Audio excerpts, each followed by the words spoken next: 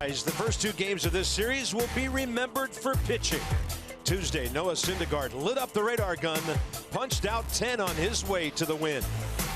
Last night, Gio in complete control, improving to 7-1 career at Citi Field. Will Steven Strasburg or Matt Harvey dominate tonight? The series finale next on MASN.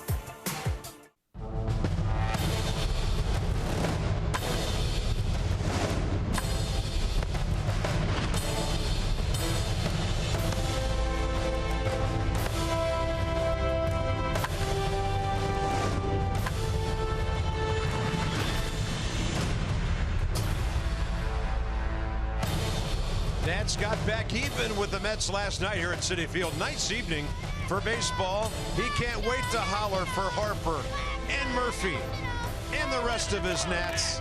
Yeah, we got all the guys and a couple of gals here rooting for the ball club tonight. And why not? The Nats are in first place. Phillies Marlins idle on this Thursday. The Mets a game and a half back. So it's Murphy and company as Daniel has made a nice return to his old ballpark. Bob and FP, tight ball game for a while last night. Gio pitched so well. And then it was timely hitting, and then the bullpen took care of the rest. And the manager had a great night. When you talk about what Dusty Baker did last night, shaking up the lineup kind of stagnant. What does he do? He puts Jason Worth hitting second, Anthony Rendon down the order hitting sixth. He gets on base 4 times last night, a big hit, a couple of RBIs with 2 outs. And he has a nice night. What about Jason Worth hitting second? He only got on base 5 times last night. A single, a double, 3 walks.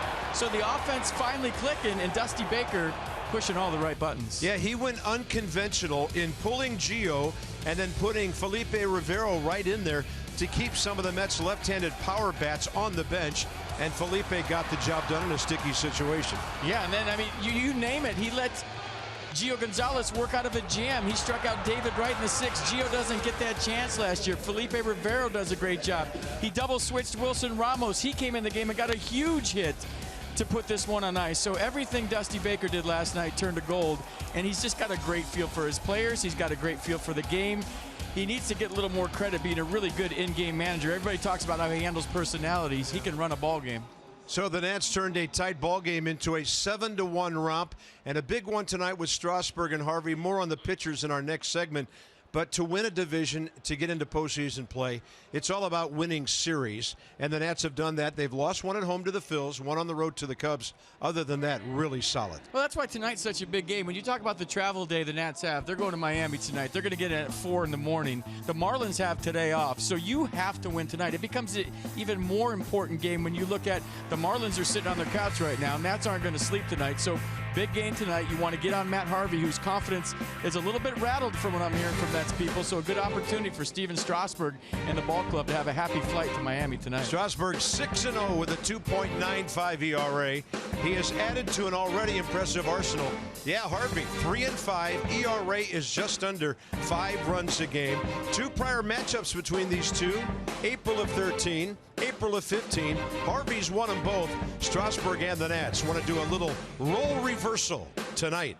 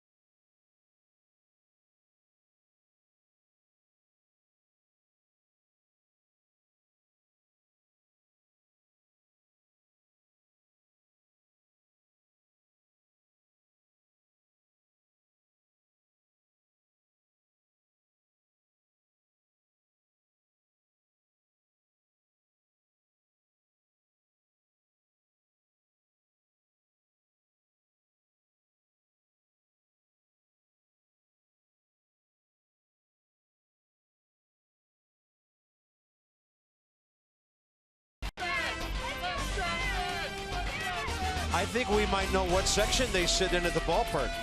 Maybe up there in 313. NATS, Nats. Here we go. And how about pitching? Steven Strasburg goes for Washington tonight against Matt Harvey.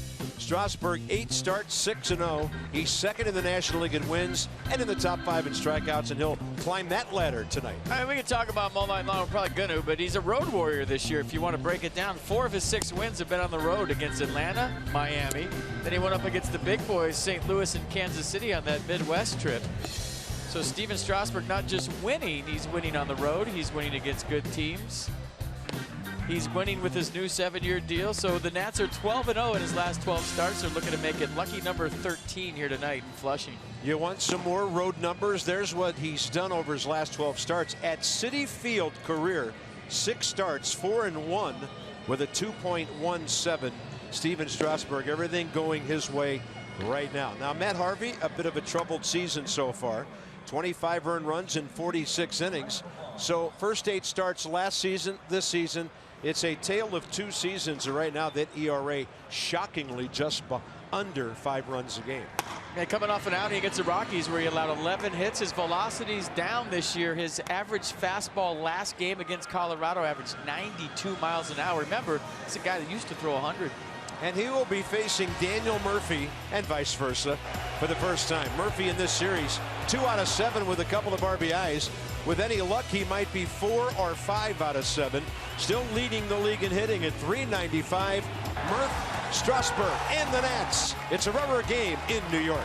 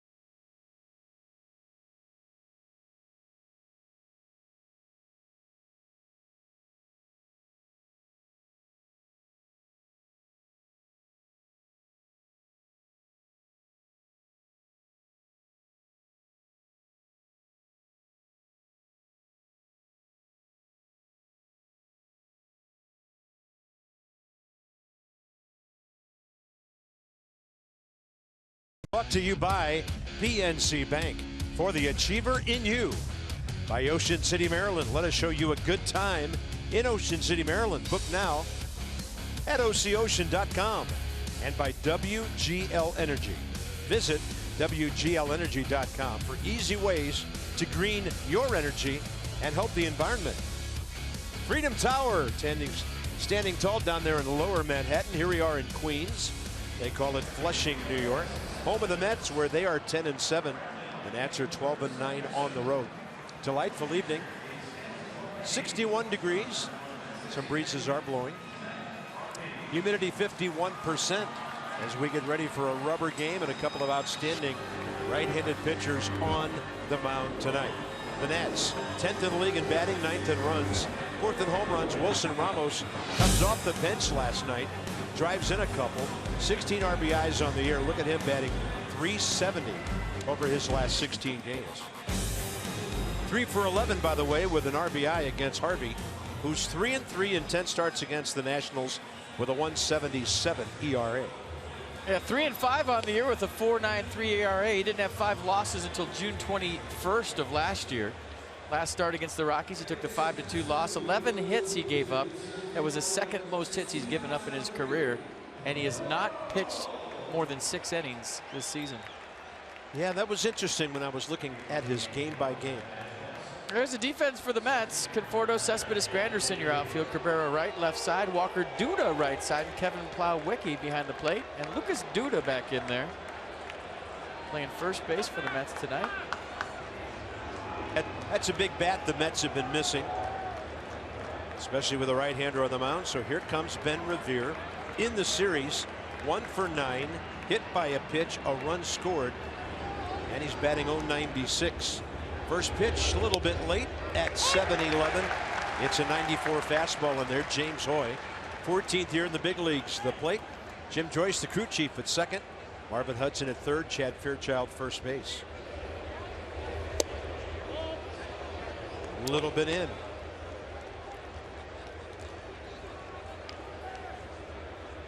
So there's a lot of theories about Matt Harvey, and the one that I heard today from Mets people made the most sense. Soft liner, Cabrera, 1 out. But he's frustrated. He set the bar so high, and he's had mechanical difficulties. There's a lot of people thinking that he pitched that extra month last year, and that took it out of him. So he set the bar so high early in his career, and he's really fighting to get back there. But the stuff just hasn't been the same for him this year. And the reason his fastball was 92 his last start is because he worked so hard between starts to figure out the mechanical flaws. He was actually tired against the Rockies his last start. Not an offense you want to be tired against. Worth 4 for 19 career against Harvey. On base in this series a whole bunch of times. Worth had a single in 4 trips.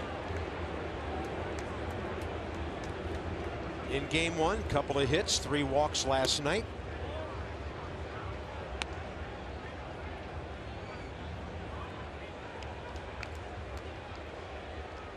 So far, so good with the Worth second, Rendon 6th experiment. Here's a 1-1 from Harvey.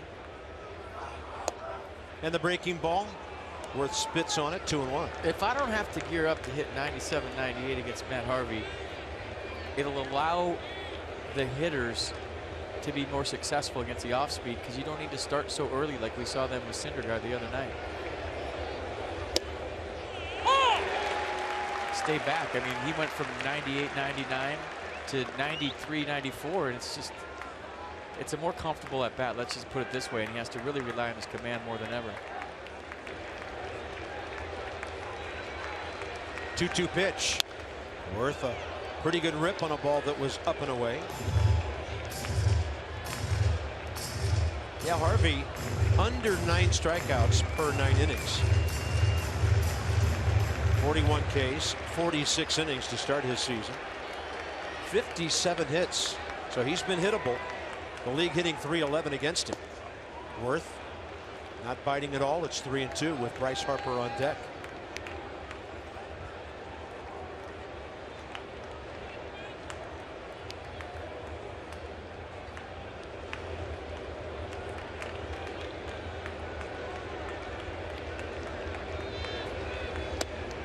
That's a slow breaking ball way upstairs. It's been so long since I've seen a Washington National walk. What, like an inning? Last night, would they have 11 walks? Yeah, and Rendon, the last one to walk. 9th inning last night. Let's put some good ABs together. Nice at bat by Jason Worth. And here's my pick to click. I don't care what stat we just showed on the bottom of the screen. He is due off Matt Harvey. 3 walks, 7 strikeouts. Among the 23 plate appearances. Bryce in this series 0 for 5 with 4 walks, and you know, people are starting to throw the slump word around regarding Bryce. What people? I don't know if he's in a slump or not. What people? Media. Okay. How can you tell if a guy's in a slump if they're not pitching to him? Well, he's still getting on base. Or if you've never played the game. Or you know, at a clip of 455. Granderson very deep in right. And Bryce will lift one out there, but he was out ahead of that one. Granderson over toward the line for the second out.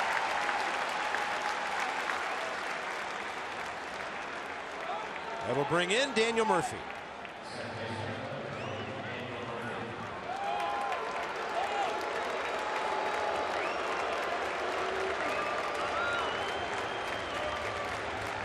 I would say more positive than negative on that intro. Yeah. It'll get more negative as the night goes on, especially if he keeps driving in runs. Yeah, I would say he could care less. He's worried about one pitch in one spot. Batting .419 his last 19 ball games.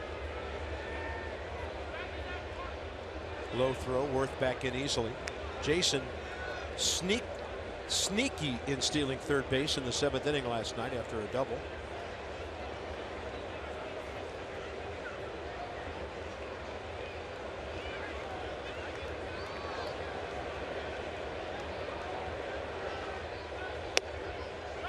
Slider up in the zone. Maybe the curve at 82. So everybody's starting to slide down a little bit. Guys like Prado, Diaz, and Murphy, who've been up 390, 400 the entire season so far. 41st game of the year tonight. We are getting close to that 1/4 of the way through the season thing. Well, by my math, if this is a 41st game, we're real close, like past it. Right? Well, we're not there yet. It's 40 games, and about halfway through tonight's game, it'll be 1/4. 2 innings in, right? 2.5 innings in. Rip by Murphy straight back at 94. And the count 0-2. Well, I think the quarter pole is a good gauge of what you're going to be as a ball club. 40 games in, kind of know what the feel is of your ball club.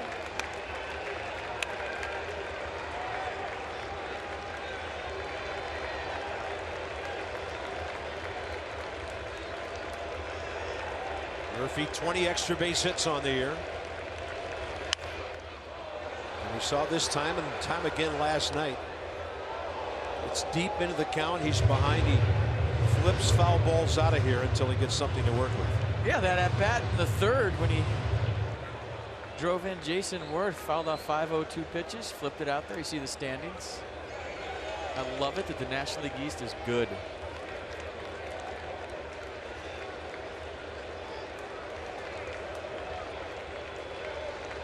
No other division in baseball has 4 teams over 500. Murphy launches one deep right center, and he's done it. 2-0 Nationals. Murphy's 6th of the year, and remember the count, it was 0-2.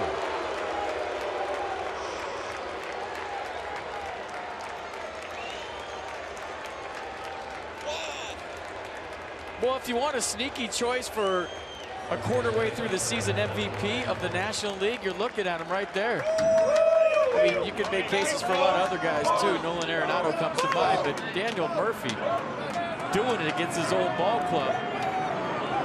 He used to stand behind Matt Harvey, and now he just hit one in the seats off Matt Harvey. Harvey gives up his 5th homer of the year. Zimmerman, thinking fastball down the middle, goes up hacking.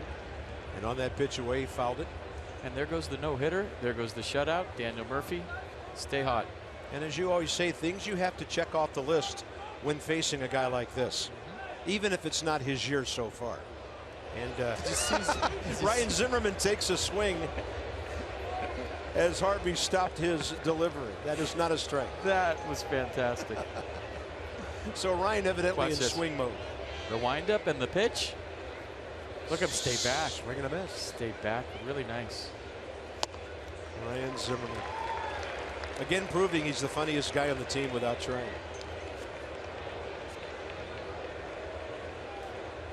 A walk and a blast. Worst possible scenario for a pitcher early. And the 0-2.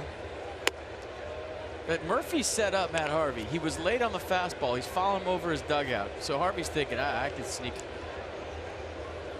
a piece of cheese by him, and Murphy starts a swing early, catches it out front, 2-0. It's called setting a trap.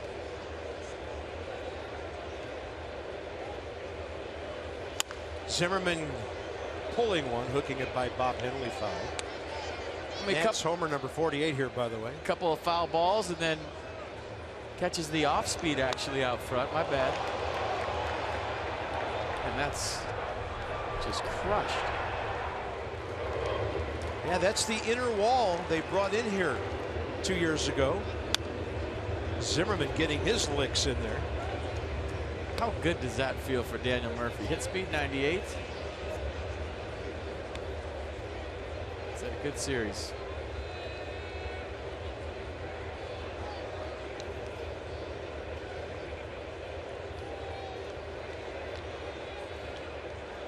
One, two.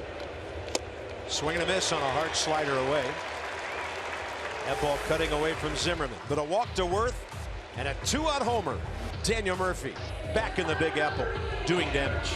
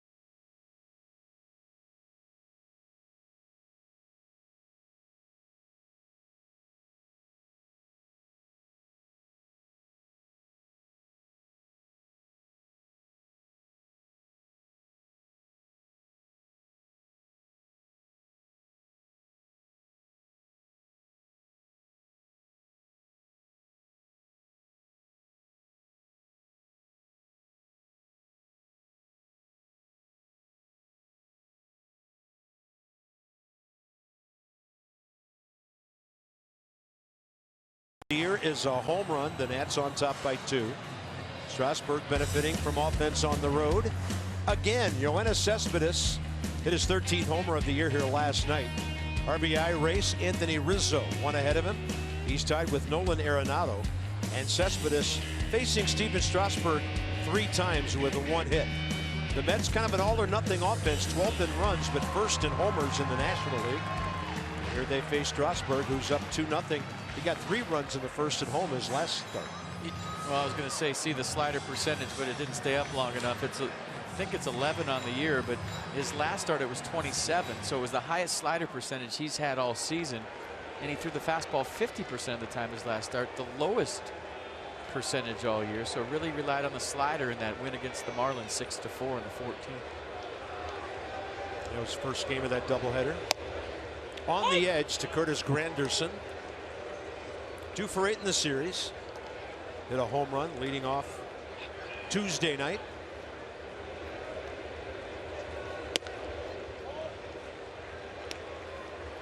And again, Strasburg career 3 for 13. 4 walks, 4 strikeouts. Strauss overall 4-3 career in 9 starts against the Mets.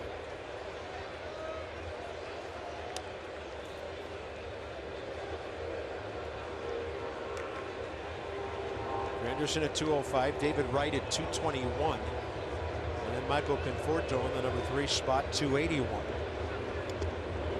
And he'll bounce it.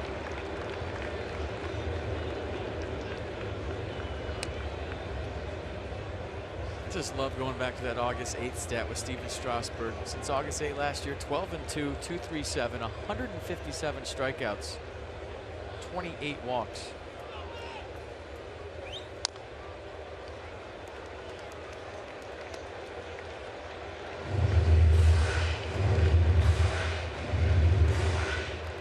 Actually 23 walks. I can't read my own writing. Yeah, 15 of those this year in 55 innings.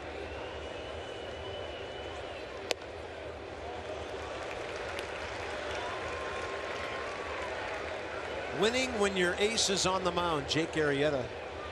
Cubs have won 21 straight when he's pitching. Strasburg at a dozen. Brought to you by Jeep. Swing and a miss on a high heater. 96 to start the night. Mercedes-Benz will track it. So we joked last night. We showed Steven Strasburg talking to Dusty Baker on the bench. Said, yeah, we need 21 strikeouts out of you tomorrow night. Well, he's on his way, 1 for 1. Team that strike out a lot, third in the National League, against a guy that strikes out a lot of hitters. So you might say nothing's got to give. Right. So here's David Wright. 0 for 4 in the series. Didn't play Tuesday night. 3 strikeouts last night. 6 career hits against Strasburg. Goes up hacking. Well, he struck out 23 before. It was just in college. 2008 against University of Utah. Yeah, that's how you win against aluminum bats. No contact. Look at the late break on that 91 cutting outside.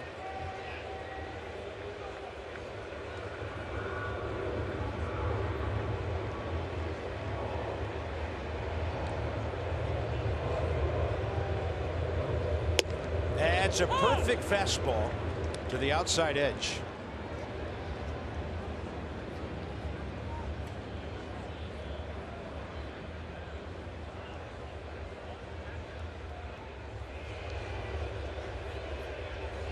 And he comes inside. Remember, none of these Mets have seen Steven Strasburg's slider. Cutter slider thing. Yeah.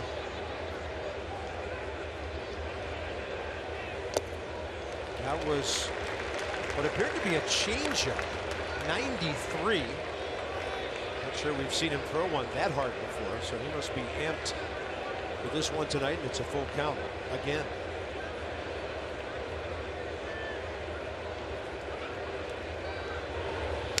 Swing and a foul tip and a strikeout.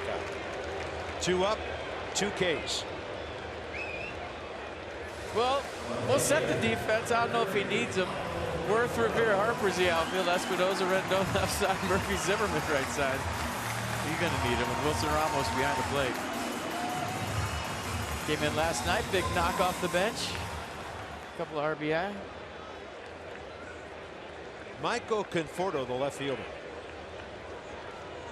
You got the Mets their second run here Tuesday night with a 3rd inning homer to right off of Max Scherzer. Yes, he did. 98, and that might be the first 98 I've seen from Steven this year.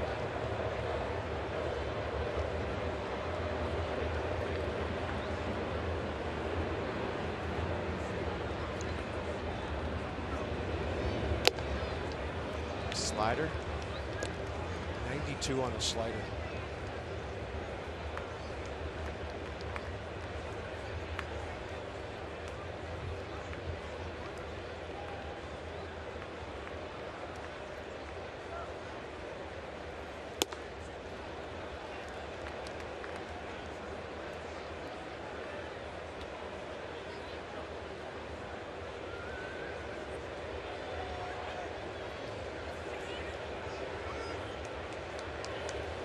Changeup, absolutely nasty. Gloves optional night here at Citi Field. So with the Mets batting, the only sounds in the bottom of the first, jets overhead and the pop of Wilson Ramos mitt. First up, Granderson. Next, David Wright. And then off speed to Conforto.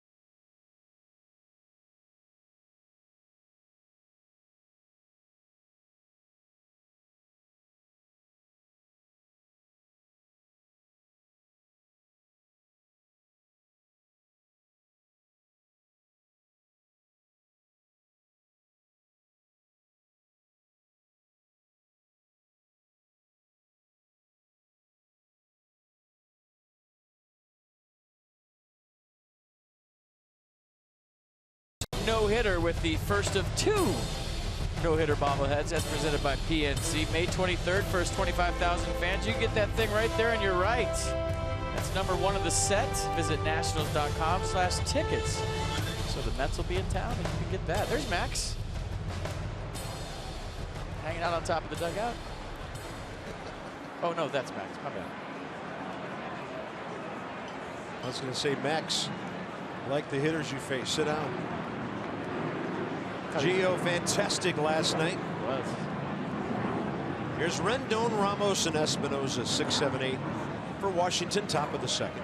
Matt Harvey, 22 pitches, 15 strikes, first inning. Rendon, 4 for 13 career against him, and you saw his series numbers. First pitch swinging, out to short as Drupal Cabrera. Gio Gonzalez last night, 94 pitches, 62 strikes. Well, the command with the 2-seam fastball, the changeup and curve, the whole deal was what we've gotten used to with Gio this year. I think the biggest part of the game was when Dusty Baker left him in the 6th inning. He struck out David Wright. It looked like he might kind of be getting tired.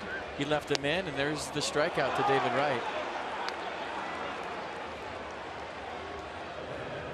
Confidence level high, and he loves pitching at Citi Field. Look at those numbers. Dazzling, including a one-hitter.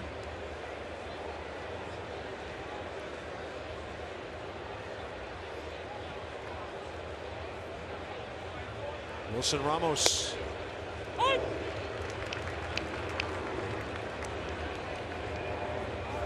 What I really enjoy is every time we show the guys talking in the dugout, they're talking baseball, and you can tell by their hand motions. Sometimes you can read their lips, but a lot of ball clubs, guys are talking about whatever, where they went to dinner last night.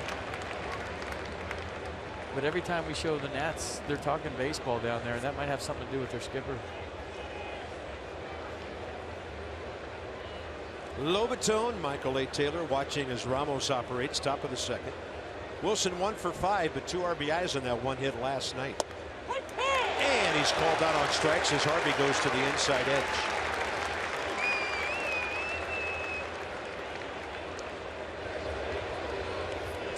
Strasburg will take that call. Espinosa. Danny now with 2 outs as Steven Strasburg comes out on deck.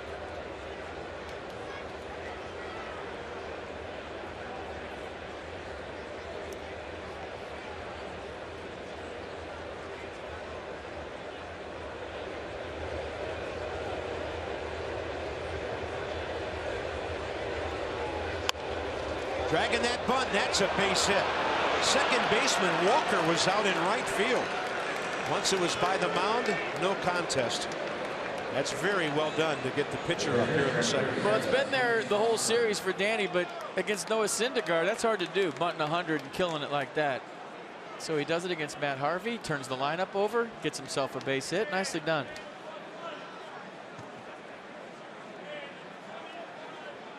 Perfect bunt.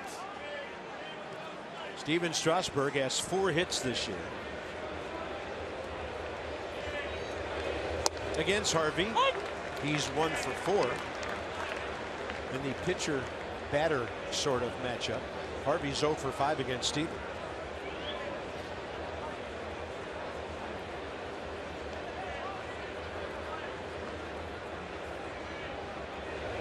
In spring training one year, when Matt Harvey was in Double-A at St. Lucie, he had just finished his workout on the back fields. The Nats were playing the Mets on the big field.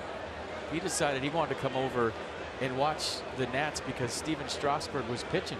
And that's the only reason he came over the game, to see if his stuff in Double-A measured up to Steven Strasburg's stuff. So he sat there and watched Strasburg for 4 or 5 innings, wondering if he could be just like him.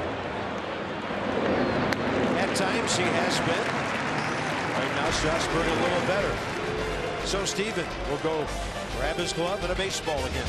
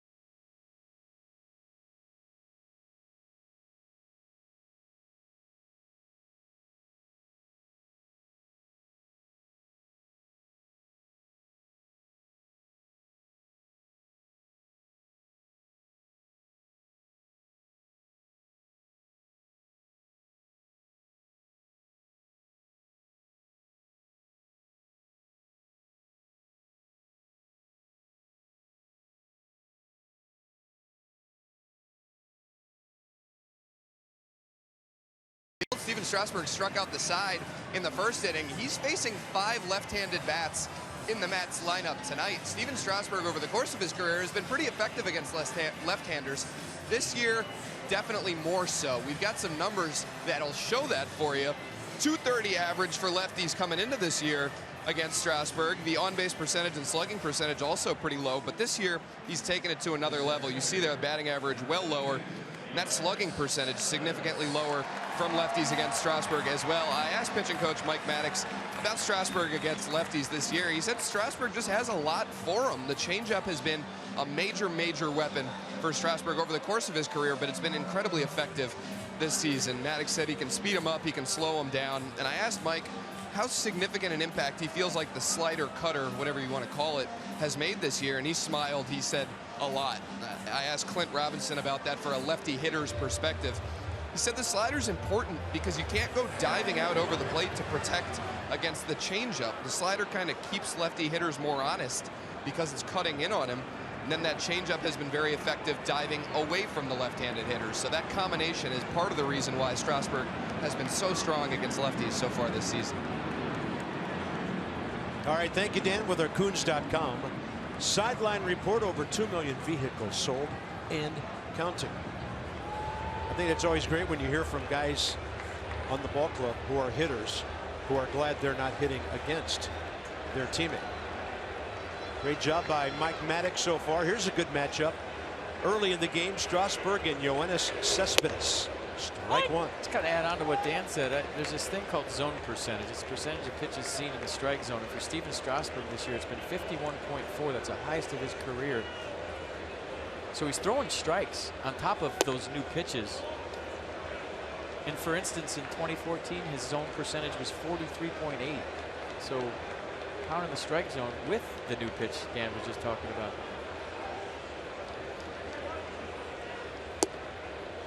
Way outside, 2-1.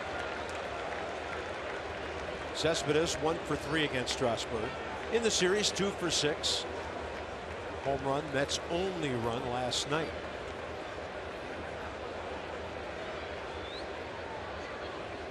Breaking ball. Late for it, out of play.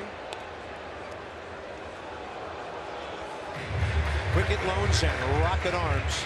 Strikeouts per 9 innings. Strasburg at 10.34. And this goes back to the start of the 2012 season. Harvey's on that list, but only 2 in double digits.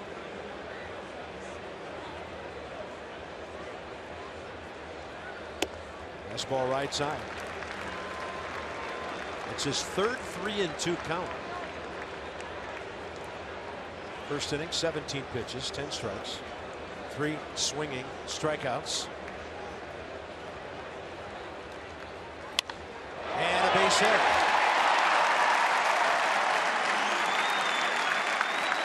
Cespedes able to turn on the off speed, and the Mets have their first base runner. I mean, does anybody else at home flinch when this guy swings? I do every time. He's such a dangerous hitter. He got the changeup right there from Strasburg and drills it into left.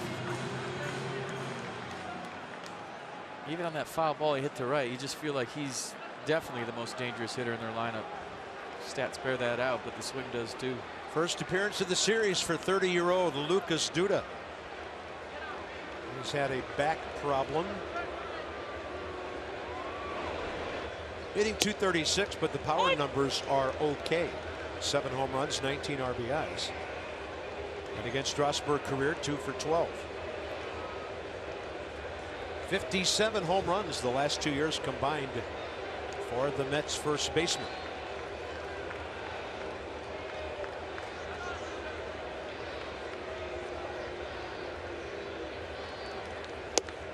Now that's a great changeup to a left-handed batter. They should have percentage of filthy strikes too in that zone percentage. Nissan's showing you a nasty changeup.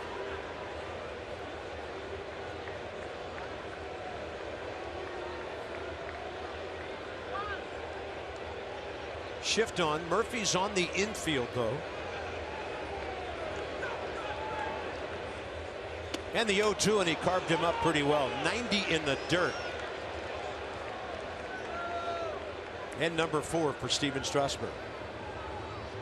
Well, you might see some K's in the Miller moment of the game tonight, but just a reminder. Wait a minute, did he foul tip that? A cold one to look forward to Miller time later in tonight's game, brought to you by Miller Lights. James Hoy held his hands up forever, like umpires do when there's a foul ball. And then Duda walked away and then came back, and Terry Collins wants to know, why'd you have your hands up forever? Maybe he was calling time. I don't know.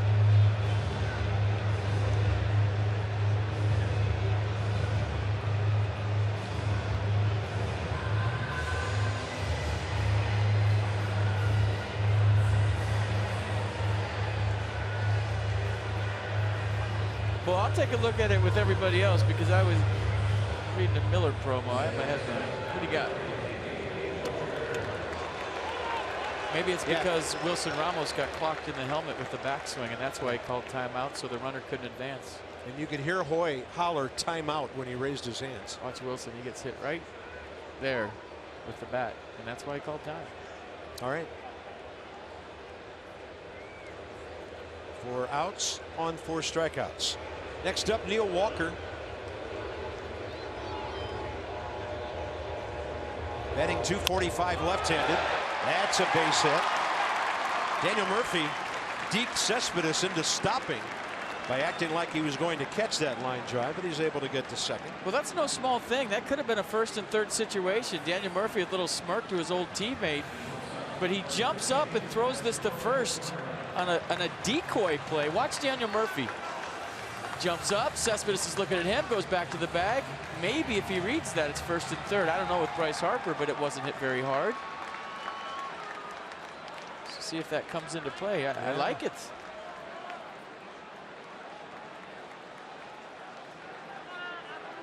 Cabrera, the former Nat, hitting .274 left-handed, 2 for 8 in the series. And the Mets fans starting to make some noise. Big crowd here tonight. Not as big as Tuesday when Syndergaard was pitching and Murphy made his return, but easily the 2nd biggest crowd of this 3-game set.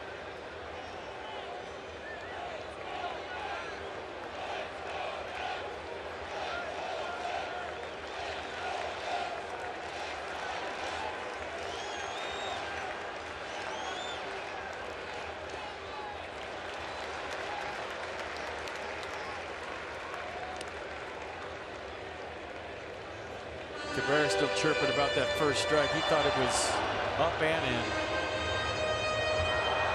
And I think he was right. Good frame by Ramos, got the call. Yeah, they don't give that call too often on pitch track. 1 ball, 1 strike. Espinosa with a left-handed batter, and they're playing up the middle. Not far to go to keep the runner close or to try to pick him off. Nationals lead 2-0 on the Murphy 1st inning homer after a Jason Worth walk.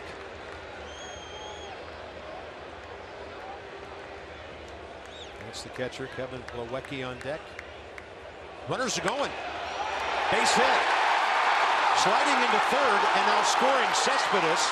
Walker goes to 3rd. Terry Collins putting on some running action here, and the Mets are almost back even just like that.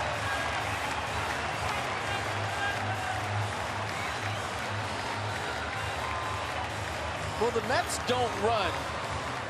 They don't steal. Yeah, only 10 all year. But Cespedes takes the chance because whoever picks off twice in a row at 2nd base, you never see that. Unless it's, Billy Hamilton or something, or Ben Revere. So he just bet the house that Strasburg wouldn't do that twice. And then he slid into 3rd. He had a little adventurous trip around the pillows there. Yeah. Plawecki 1 for 6 in the series. 1 for 2 against Strasburg with an RBI. You know what the Nats are looking for. Cabrera, not real fast at first, but he's a smart base runner. And we'll see if they do something to try to stay out of the double play. 1 out, 2 on, run home. Did he go? He did. says Chad Fairchild.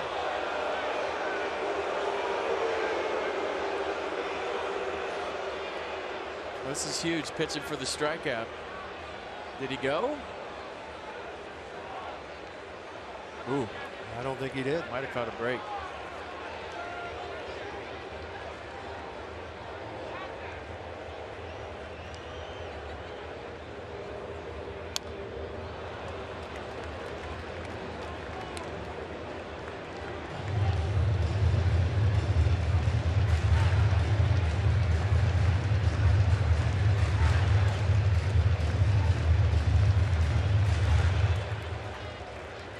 Leadoff hit by the man you saw. Cespedes got all this going.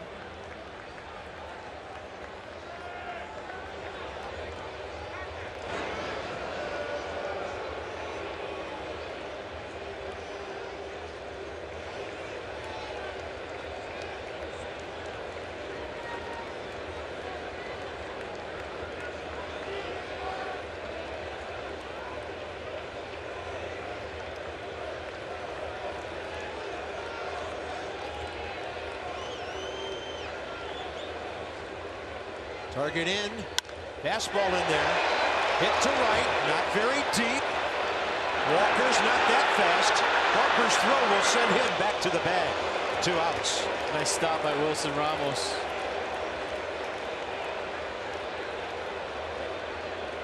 Yeah, no way Neil Walker go on that, but sometimes you take a chance with the pitcher coming up on a short sac fly, but that just didn't look good for the Mets the whole way because Bryce Harper got behind it. He's got a very strong arm. He's got a very accurate arm, and you know, this could have got crazy here at the end with the bad hop and Wilson Ramos, but he kept it in front.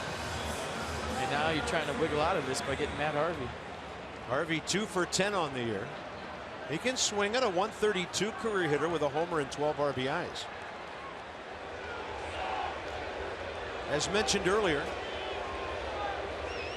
5 at-bats against Strasburg without a hit, and there's a slider for a strike.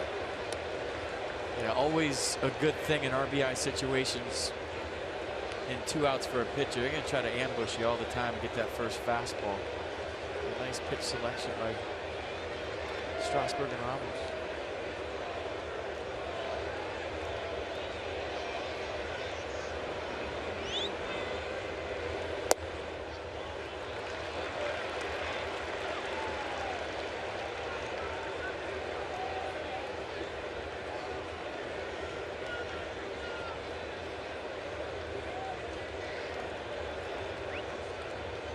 Third base Walker, first base Cabrera.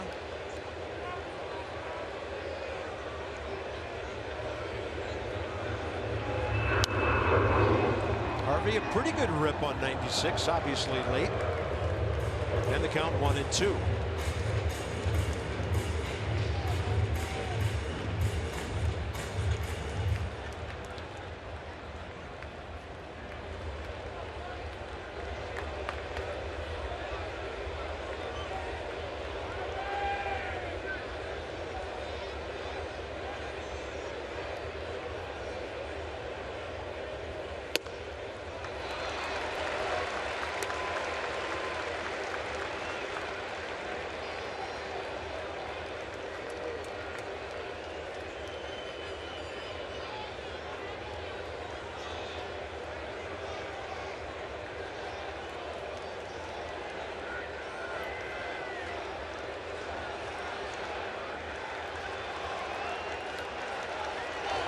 And the 2-2 is right down the middle with 97.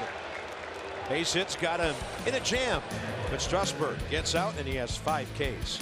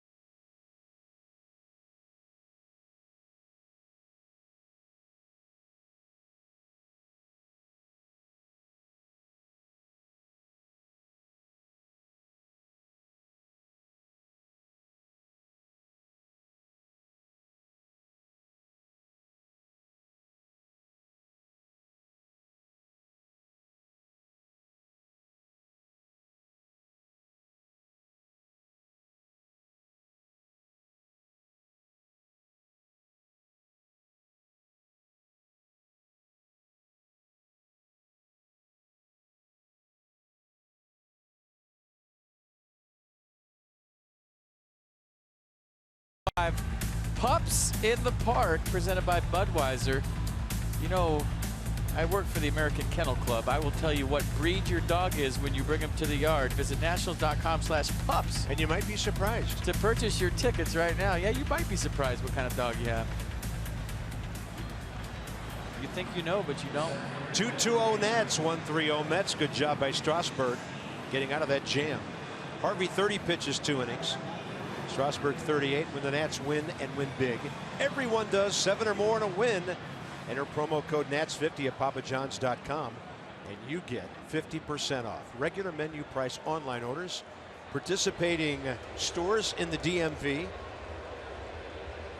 Better ingredients, better pizza. Papa John's, official pizza of your Washington Nationals. It's a cool cap, the gray one there. Haven't seen that one before. Yeah, I like it.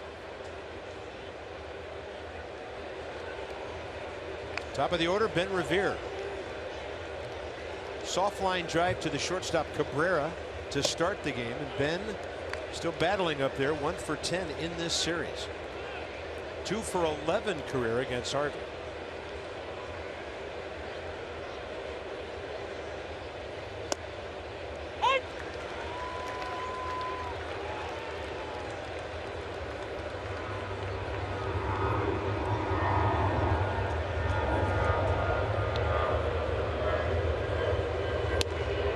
Just want to see Ben get on and run around. Put those wheels on and steal some bases, go first to third, scoring a gapper. On a 2-1, there's a good swing the other way. Ben Revere. Only 2 hits in the series. The good news is they've both been identical line drives to left field. There we go. Well, that's what he's been working on, going the other way, and he gets something elevated right here for Matt Harvey. Slaps it into left. Nice piece of hitting. Kind of started that whole process he does with the hitch and the leg kick early. Got the foot down and line drive single, and this is where the fun starts. Nats have a hit in each inning so far. Here's Worth, who walked with 1 out in the first, scored on the Murphy home run.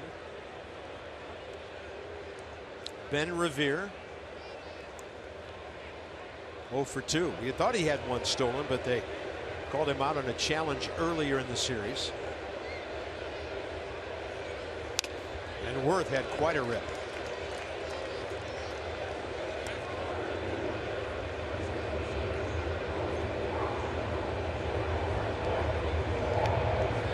Harvey's a guy that throws strikes, and that's game plan obvious. Be aggressive, attack early.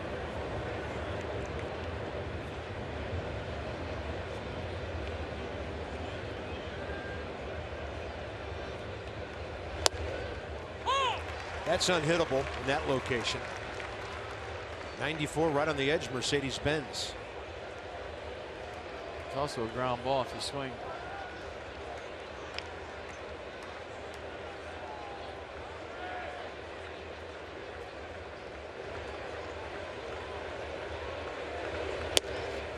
Tried to go there again, a little higher, a little further out.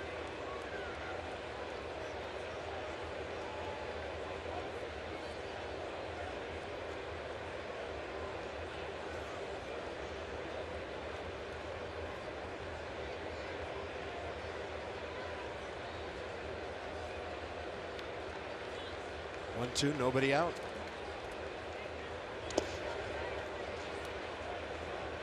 Boy, did you see what's going on here with Ben Revere on first? I know it's a small sample, but first 3 pitches fastballs.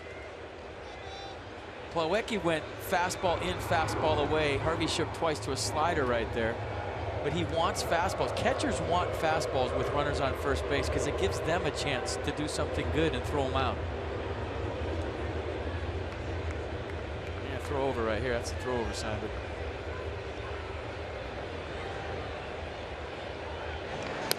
so Jason Worth's going to get fastballs because Bryce Harper's hitting behind him, but he's going to get more because Ben Revere's on first base, and you see why Dusty Baker put Jason sandwiched between these 2 guys. And if you, as you've mentioned, Anthony Rendon just didn't have anybody on base when he was batting second. 2-2 and Worth out to center. Ball hit pretty well. Cespedes 390 feet away for the catch and the first out. When you have insight, you know how to handle your finances with confidence. Brought to you by PNC Bank. For the achiever in you, Lefty Laffey with the Chiefs. He made a good showing in spring training this year. So of all qualified Nationals pitchers in the minors, at 2.38 ERA is the best one. And here's Bryce, who hit a fly ball to right first time up. Still hunting his first career hit against Matt Harvey.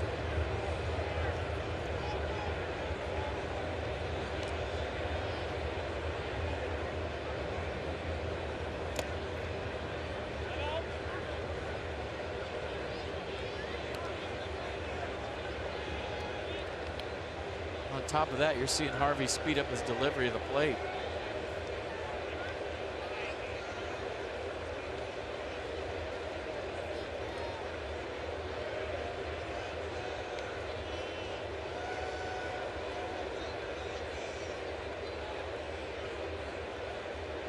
On the move, Revere. And the count to Harper goes 1-1. Had a good jump, had a good hack. Reset. Ben Revere, 176 career stolen bases. A lot quicker than the three names you see on the screen. Well, at least two of them. Oh, no, all three. Dan's pretty fast, but he's not that fast. 2-1 game. Murphy a homer. Cabrera, former Nat, an RBI single. Top of the third here. Into the 8 o'clock hour we go. Off speed to Harper, and he hammers that ball into right field. Revere's going to go to third base easily. Thing was hit so hard, Granderson really couldn't charge much. First and third, one out for Daniel Murphy.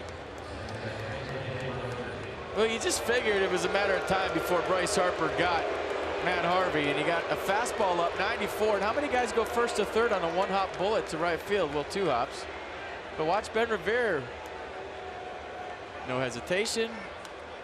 Long strides for a little guy. And that's what we wanted to see. Ben Revere run around the campsite a little bit. Good speed aboard. Daniel Murphy, his second homer of the year on a 2-strike count. But his homer in the first inning was the first by any Nat this year on an 0-2 pitch. Outside.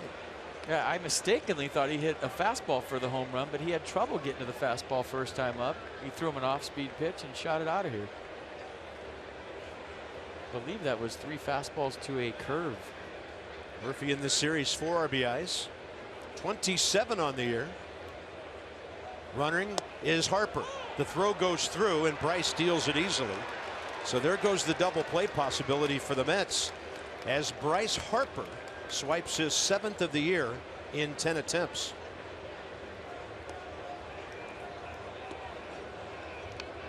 Just love the run till they tag the offense. We haven't seen it a whole lot.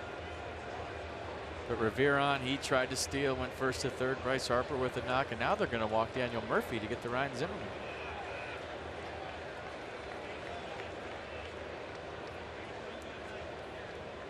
It'll be the second walk of the night for the Dark Knight. And the bases will be loaded for Zimmerman, who struck out swinging first time up.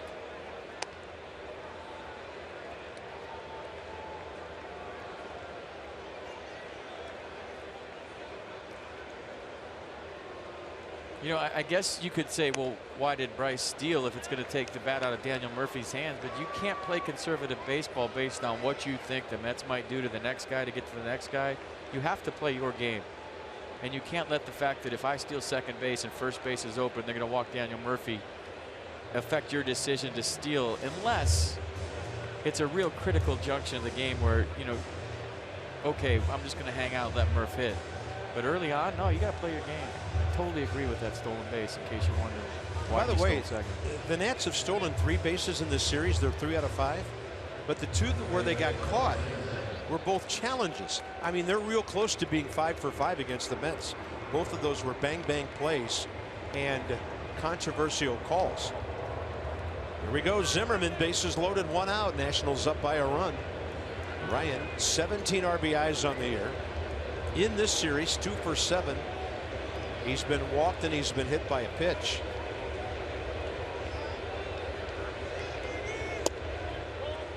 Ball 1, and that's big.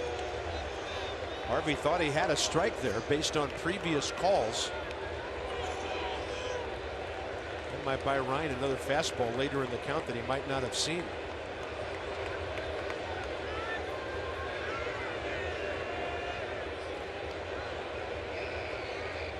Outfield pretty straight away. Zimmerman to short. He's going to have to hurry, and now everybody's safe as Cabrera tried to hurry. 3-1 Nationals on Asdrubal Cabrera's second error of the year. Zimmerman will get an RBI and still only 1 out.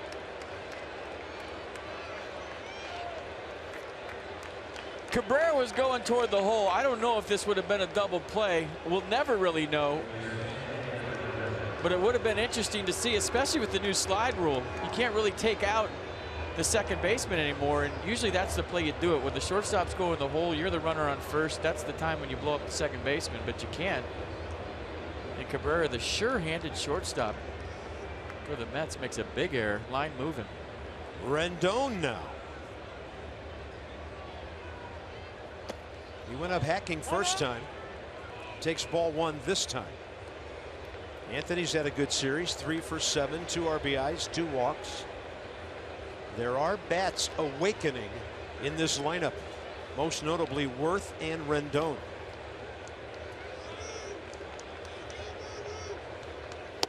Outside, not even close.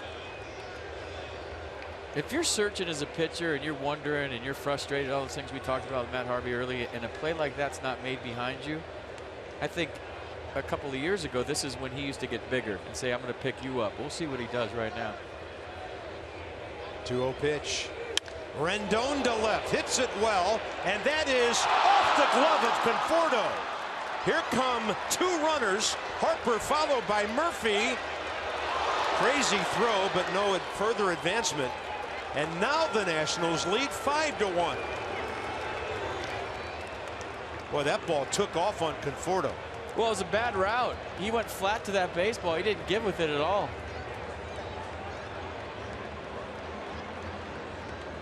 I mean, he went straight over for this ball. You could tell by the sound, if you're an outfielder, that this ball was hit hard. So Conforto, watch him top of the screen, just cruise over straight line and not give with it. Then all of a sudden he tries to give at the end.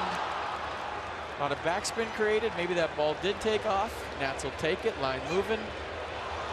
That's a 2-run double for Anthony Rendon. Yeah, I was just, the way I read it here, I'm thinking, okay, sac fly, it's 4-1. Well, then it seemed to get another gear. It was in his glove, but that still was a difficult play once he got there. Well, he made a difficult play by the route he took. Yes, he did. And here's Ramos. That's just foul. Do you remember? It was almost 7-1 right there. A couple of years ago, we came here, and Matt Harvey had bases loaded, nobody out, and he struck out 3 Nats in a row. Yeah. And I think it was a game against Steven Strasburg, because I remember the crowd here at Citi Field saying, Harvey's better. They had that chant going, Harvey's better. It just seems like it's a different guy on the mound right now. 0-1 to Wilson Ramos, struck out looking first time. 5-1 Washington, 3rd inning. Ramos a base hit. Zimmerman home. Here comes Rendon. The throw is cut off, and it is 7-1. Wilson Ramos has 4 RBIs on 2 hits in this series. And who are they booing?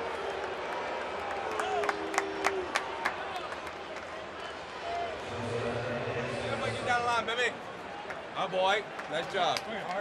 Buffalo knows how to drive in runs. Had a pair last night off the bench, got a pair tonight. And Bob Henley not even hesitating. Sending Anthony Rendon 7-1. Still only 1 out in the inning. Espinosa bunt base hit first time with Walker playing in right field on a shift.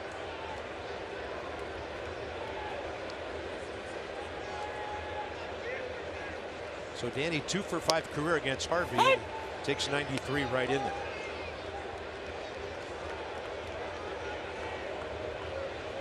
They're waving a lot of runners last 2 nights. Yeah, 7 last night. Nats scored 7 runs last night on only 8 hits. Tonight, 7 runs on 6 hits. An error and another ball misjudged in the outfield. Low and in, 1-1. This goes back to what I said earlier. As a hitter, if you have to rush to get a 98-mile-an-hour fastball, it's an uncomfortable at bat. It leaves you open for the off speed. And if you're throwing 92, 93, it's a comfortable at bat. It's a lot easier to hit. You have more reaction time. You don't have to cheat to get to the fastball. That was Logan Verrett, who faced 3 batters here last night warming up. Espinosa right up the middle with a clean single.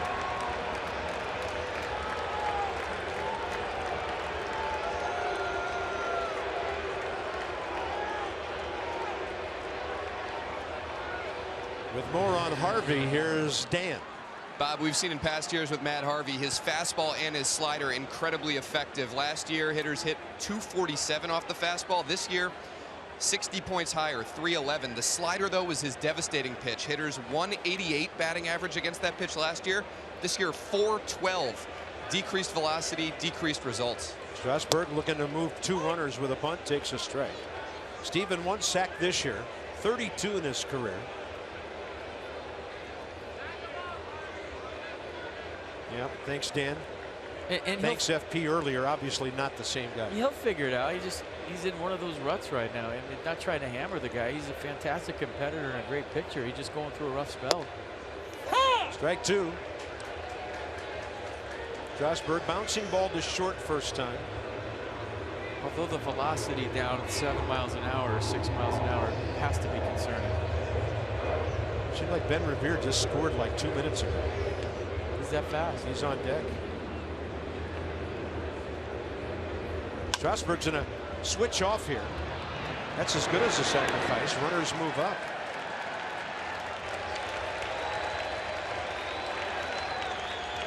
So the Nats will bat around and get it back to Revere here in the 3rd.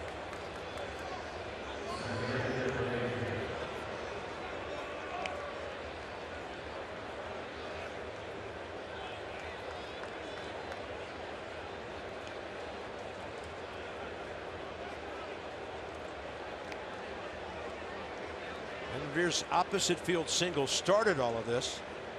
After 1 out, went to 3rd on the base hit by Harper, and off they went with some help from the Mets defense.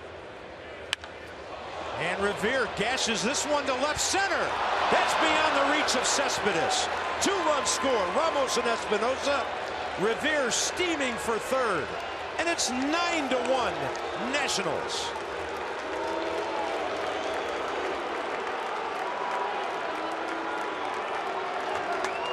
Signs he's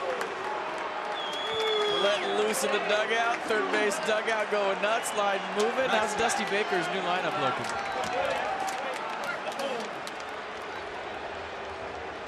Terry Collins to the mound. Looks like Matt Harvey will go 2 2/3. He's walking off. He's hearing lots of boos. The Nats by 8.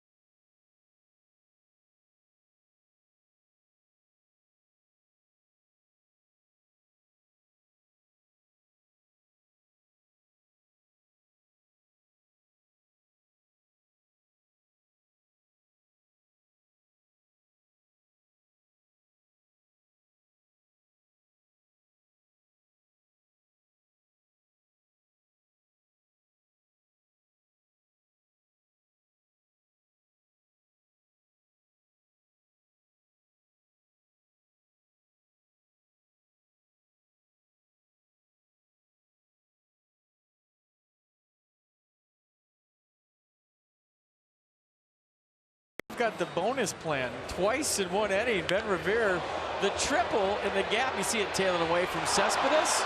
And then watch Ben run. I don't know that I've ever seen a guy his size with such long strides. He's wishing it in that gap right there. Once he sees it fall, look at this.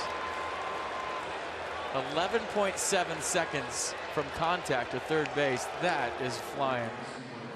Second triple of the year for Ben. And the new pitcher is Logan Verrett, who came into the ball game last night. 7th inning.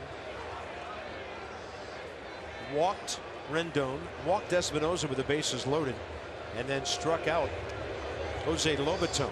He faces Jason Worth here, who steps in against this right-hander for the first time. Verrett has done some starting, done some relieving for the Mets. 9-1 Washington. First pitch up and away.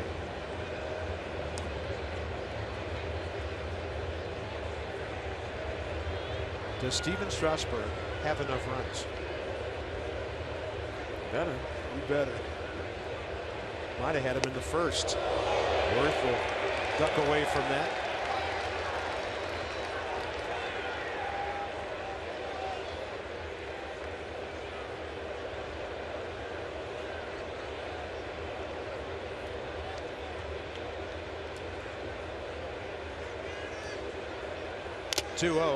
That one slammed off the mask of Kevin Plawecki.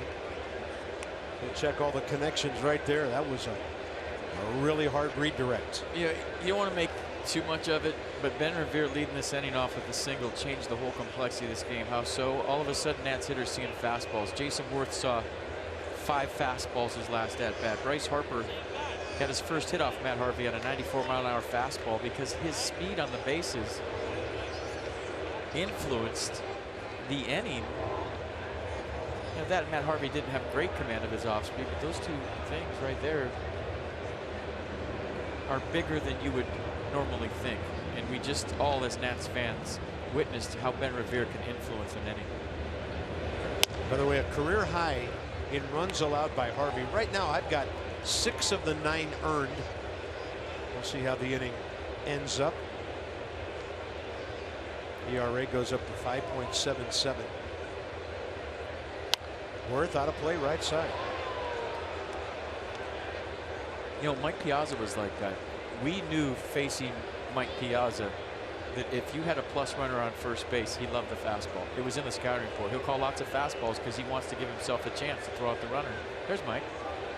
Glad he could make it tonight. 3-2. Worth battling. And it goes back to what Daniel Murphy talks about all the time. He's just got a book for catchers and how they call the game.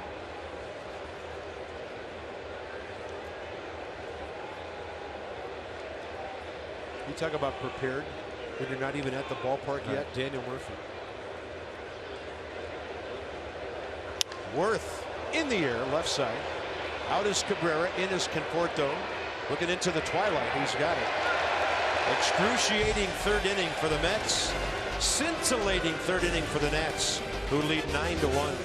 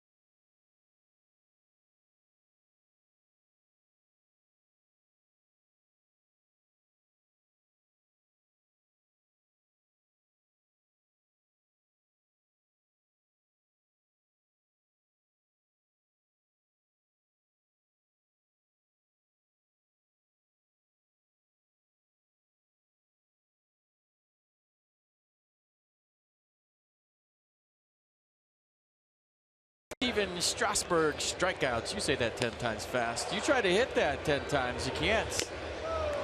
Steven Strasburg with the express. The slider and changeup have been good. I don't know that I've seen a curveball yet.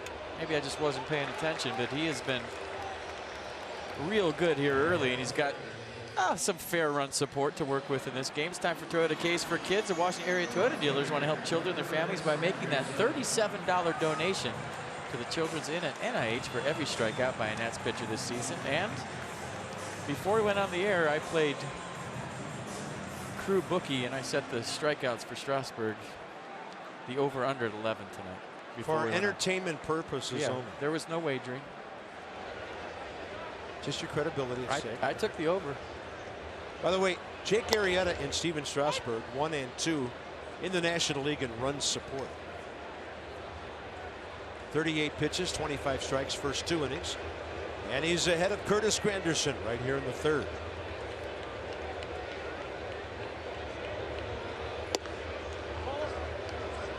Inside the numbers with Jeep run support. Look at Arrieta, 9 runs a game. Come on. Strasburg 7.2.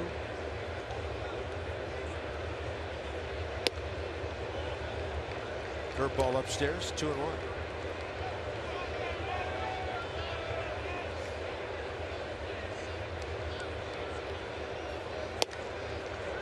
.95. The ironic thing about Arrieta with the run support, he didn't need it. He needs 2 or 3.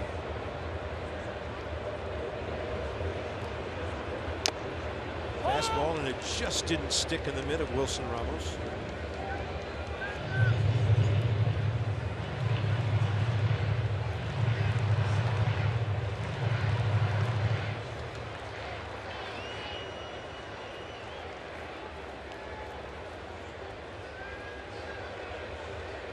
Two again. That's a pretty nasty curveball. Curtis Granderson just fouled off.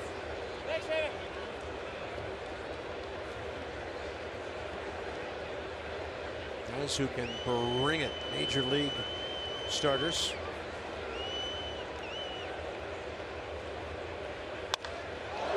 Granderson high in the air to center. Ben Revere. Plenty of room.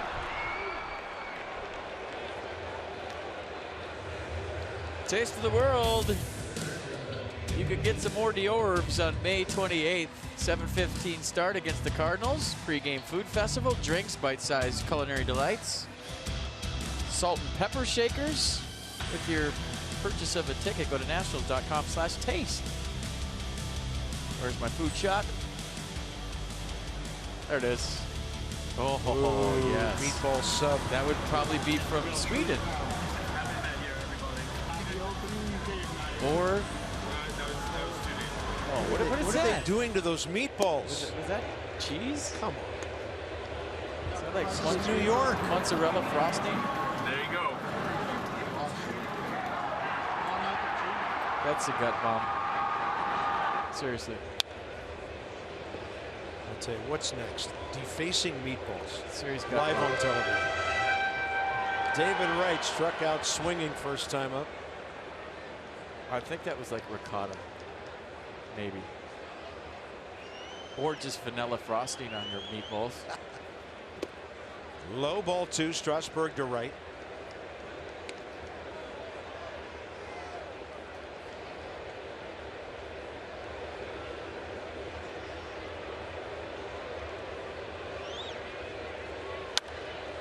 This will be out of play down right field way.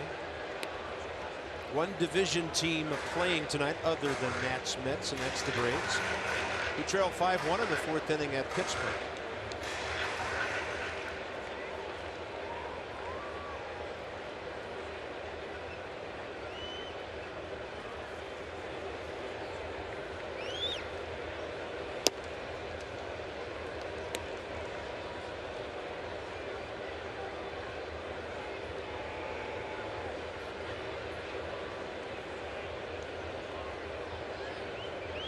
Phillies will be hosting the Braves this weekend while the Nats go to Miami. That's a fastball up that David Wright just barely caught up to. And the Brewers will be here against the Mets. Milwaukee just took 2 out of 3 against the Cubs.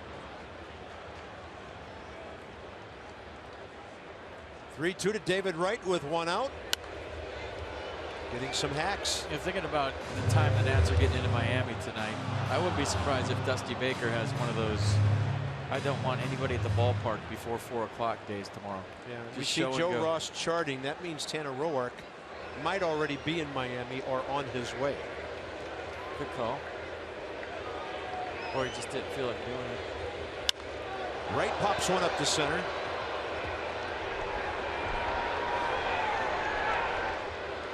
When it comes down, there are 2 outs, and Michael Conforto is next. Let's have a look in the next 5, 3 of them on the road. Fox has the Saturday night game. First pitch 7:15. By the way, tomorrow night it's Tanner Roark and Justin Nicolino scheduled. WUSA 9 joins us on Sunday. Then the Mets are in for 3 next weekend, or rather next week at the ballpark. Mets Cardinals on that next homestand.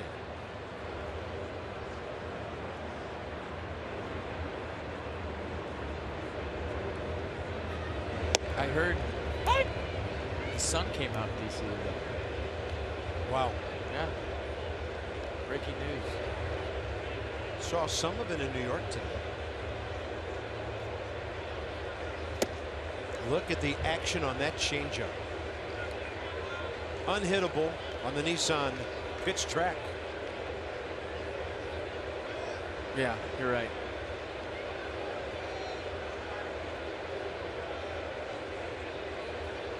Two fly balls in this inning. 5 Ks in the game. Doubled up on the changeup. And a bouncer. Zimmerman bare hand to Strasburg. Steven kind of pawing around, reaching for the bag, and he found it. So here we go, top 4. Harper, Murphy, and Zimmerman. The Nats slugging tonight.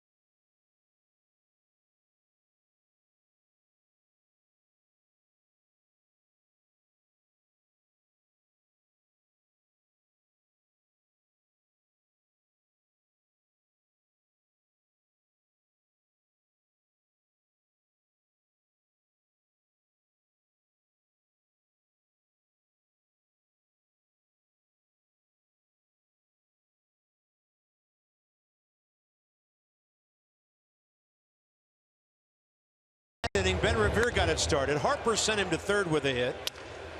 And then the would-be at least force out, maybe double play, booted by Cabrera. Then the roof caved in. Rendon 2-run double. Off the glove of Conforto out and left. Wilson Ramos would plate a couple. Danny Espinosa clean single. And then the Revere triple to left center, and watch him go.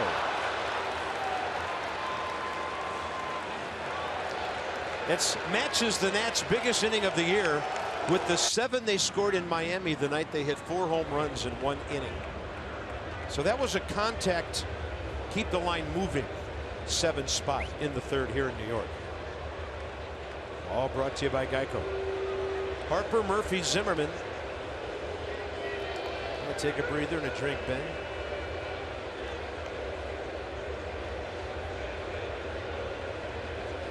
I said it last night. Ben Revere with 181 hits last year. He struggled early in the season. That just means he's going to have a lot of nights with 8 hours sleep. He's got to bunch of two-hit games coming the way I look at it if you get to what you usually do. 0-1 to Harper. Way inside. That was a breaking pitch.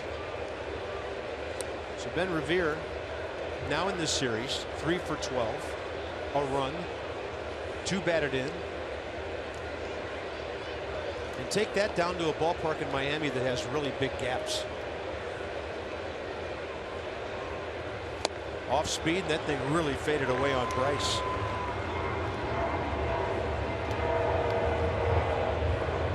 Base hit last inning, the first of Bryce in this series, but he's been on base 5 times. Logan Verrett works him in.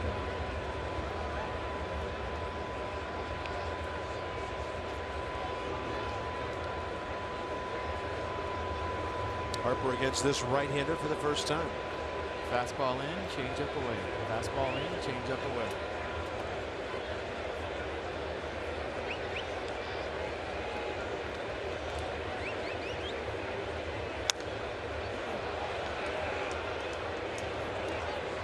A definite change of speeds with the curveball there. Logan Verrett is from Corpus Christi, Texas. Mets got him in the 3rd round 5 years ago.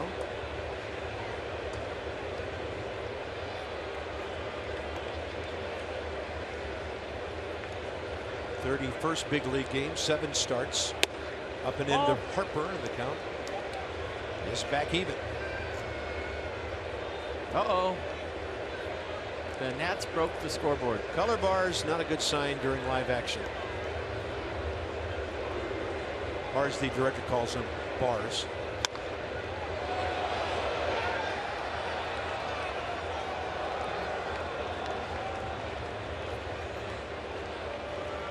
They were trying to update the batting averages and the whole thing tilted. Oh, they got it. They're good. They put the score up real big, and I don't think Mets fans want to see that. Yeah, that's their cover until they get everything else fixed. It's not even right. Yeah, it's 9-1. Harper ripping. Meanwhile, Bryce fighting up there.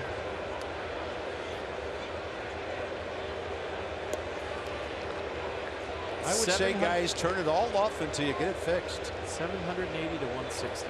That's the score.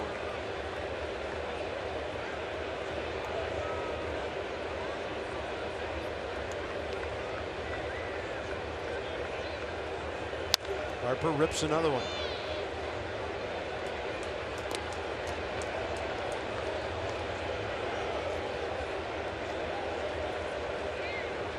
Pitch coming.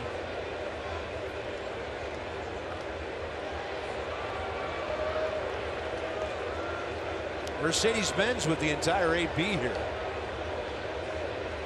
2-2. 11th pitch coming.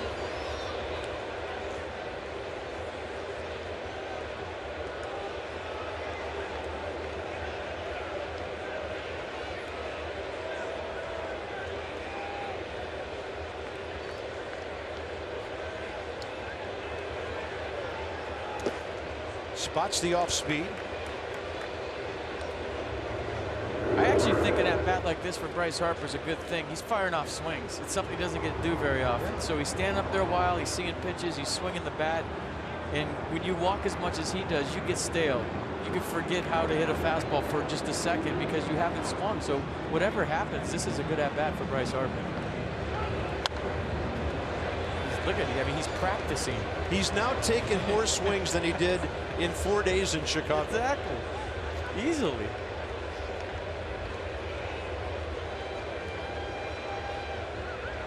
He's never going to forget how to hit, but you know my point. I mean, if you're walking all the time, you don't get to do this. Fastball. This one tailing over toward the seats. It'll be close, and in fair ground, Conforto makes the grab for a long first out. Let's have a look back at the first inning.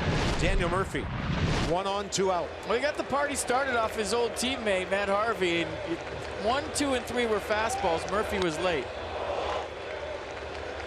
And then he got what looks like a slider for Matt Harvey, and he hits it out.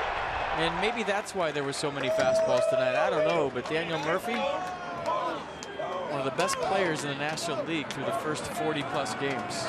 Every time the Nats hit a home run, $250 to the Children's National Health System, thanks to our Washington, D.C. Lexus dealers. Lexus, the pursuit of perfection.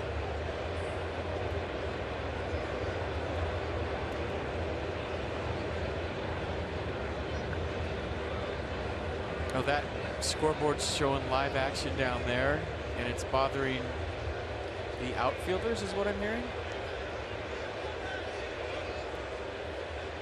We have all kinds of issues right now here at Citi Field.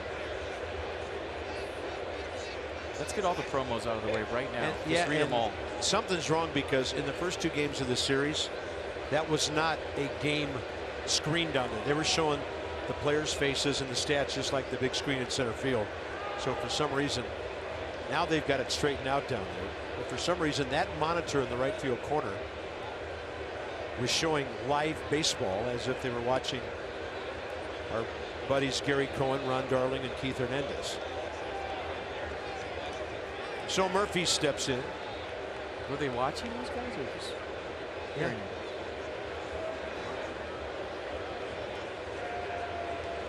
I think it's kind of subdued tones from next door right about now.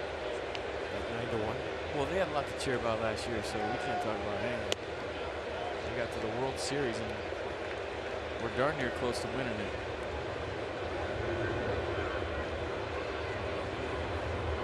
Now they've turned off the TV in the right field corner. Somebody with a really big remote. Strike one and the count's even.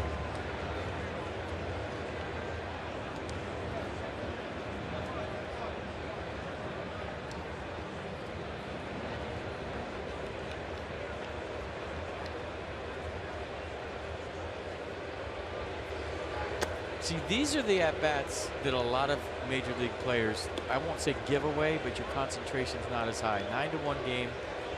You'd like another hit. You're still going to have a good at-bat. But Daniel Murphy's up there like it's Game 7 of the World Series. Bryce Harper, same way. You just saw. Because they all count and they all add up. Murphy off to the left. 2 balls, 2 strikes. Batting average at .399 with a 1-for-1 tonight.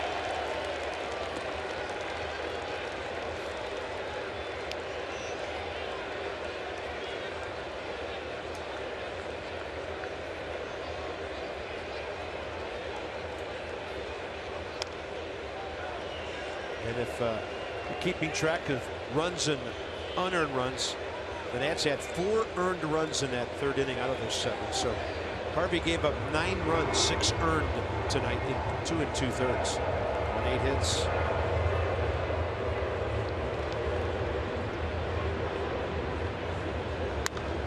Murphy to left center. Ball's got some carry. Conforto can only watch it. He just went opposite field.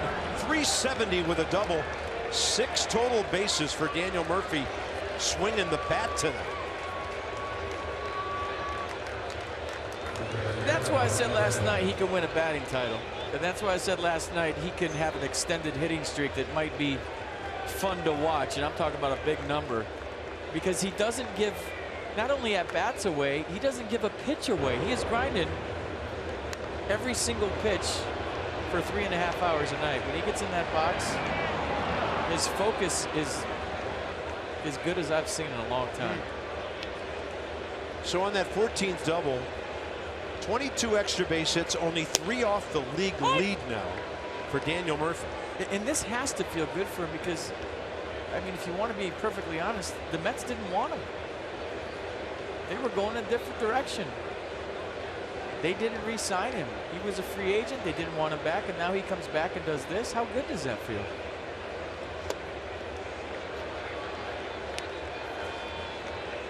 In the series, 4 hits, 4 RBIs, on base 5 times. I mean, bat him 4th, he acts like a cleanup guy. Bat him anywhere else, he's just kind of great in whatever spot you put him. And he'll never say it, but it has to feel good. And he'll talk about winning, and that's all that matters, and he means that.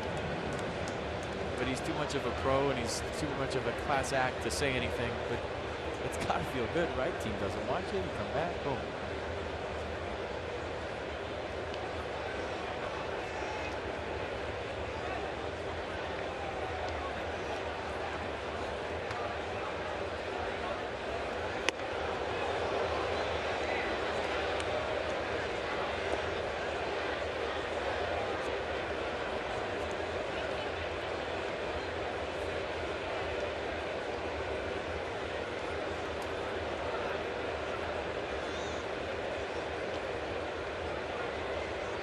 Two to Ryan. Up and in, ball 3.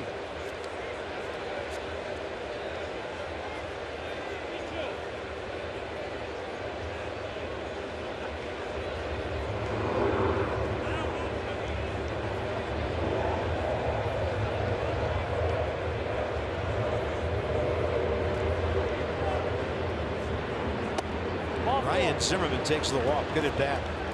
2 on, 1 out. Anthony Rendon is next.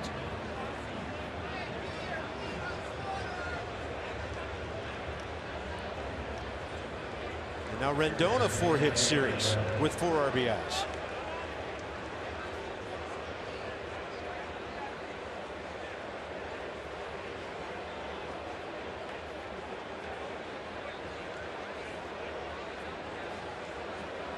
Yeah, Verrett, you'd think is going to be out there for a minute for Terry Collins tonight, even though he's pitched already. Well, they used 6 pitchers last night. Bartolo Colon was out of the game before the 5th inning was over. Has to be worried about Matt Harvey, doesn't he? Well, you know, we've heard Jacob deGrom's velocity is down. There's Bartolo. Rendon had quite a rip at that.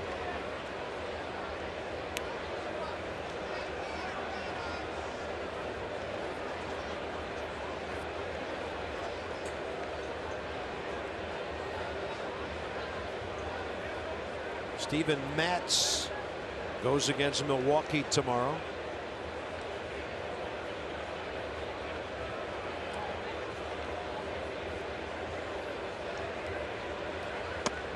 And Rendon looks the breaking ball in there for a strike.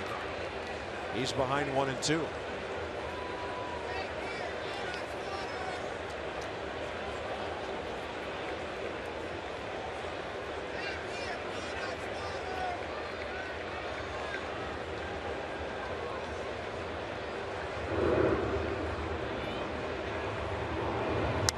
Rendon just reaches out and drops one into right.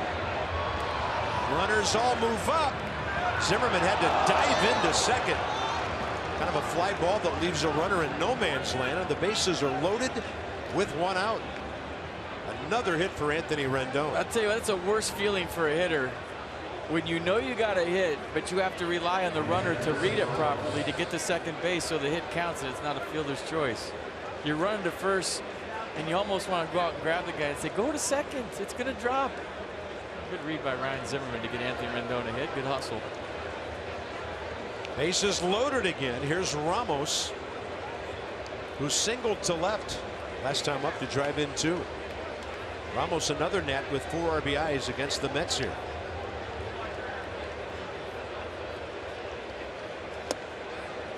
Thought it was a fastball. It broke away from him. Strike 1. Let's call these makeup nights. You make up for the Syndergaards of the world on nights like tonight as a hitter.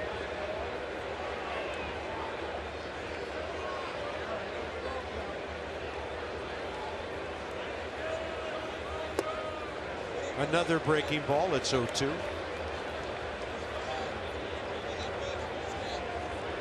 Ramos 419 runners in scoring position. Overall batting average of 346.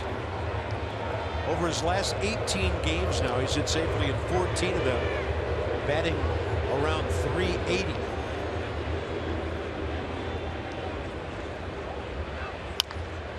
That's a bouncer to the backhand side. David Wright comes home for the force play, 5-2. He could have stepped on the bag, but that would have given the Nats another run, so good choice by Wright.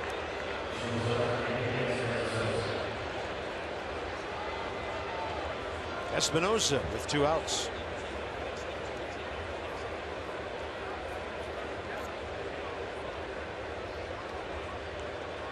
Danny's 2 for 2. Bunt single in the second. Clean single to center. That was the second last hit given up by Matt Harvey.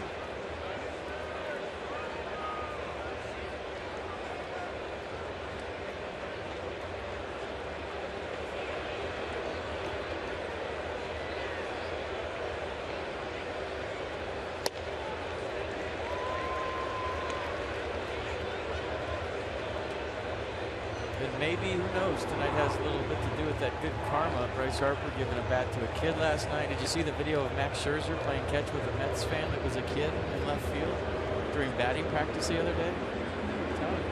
Kill him with kindness. Baseball players are superstitious.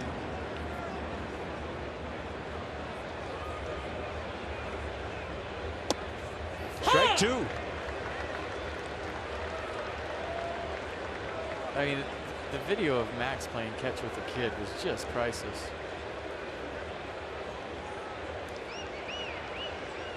It's all over the internet if you want to check it out. But I mean, that's something that kid will remember the rest of his life. I played catch with Max Scherzer during batting practice.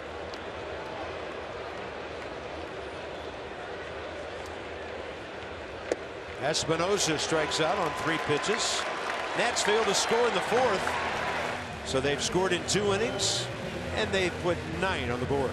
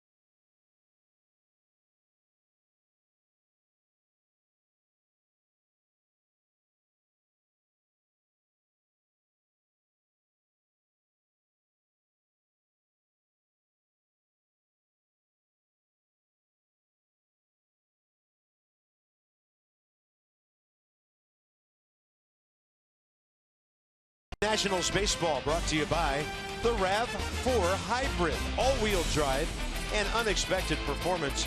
Visit buyatoyota.com today. Put it on Madison Avenue or 5th and see how you do with that RAV4. The Shake Shack here in New York, they have one just before the Nats got one. So let's have a look inside the numbers at Nats pitching in this ballpark since the start of the 2010 season. So we're talking about 6+ years here. And look at that ERA. One of the reasons the Nationals had that great stretch where at one point they were 24-5 in this ballpark.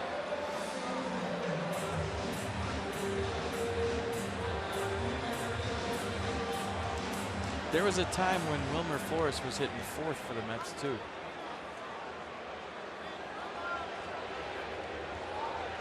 Their offense has definitely changed from 11, 12, and 13. 14 too. Here's one of the big reasons. Cespedes couldn't stop it. Clean single to left to start the second. He scored 1 out later on a Cabrera base hit. Not to be forgotten, Strasburg got out of a 1st and 3rd 1-out jam in what was then a 1-run game, and then came the 3rd inning explosion. Boy, that is a quick bat.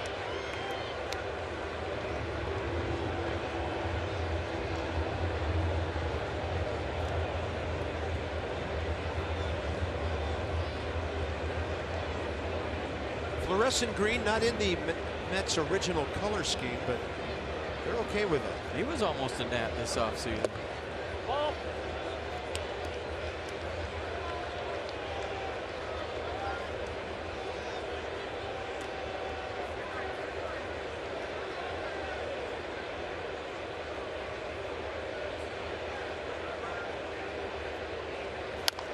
And I heard the deciding factor was he wanted to have Mr. Met on his left shoulder. That sealed the deal. Well, but in that case, they can have. Yep, there it is.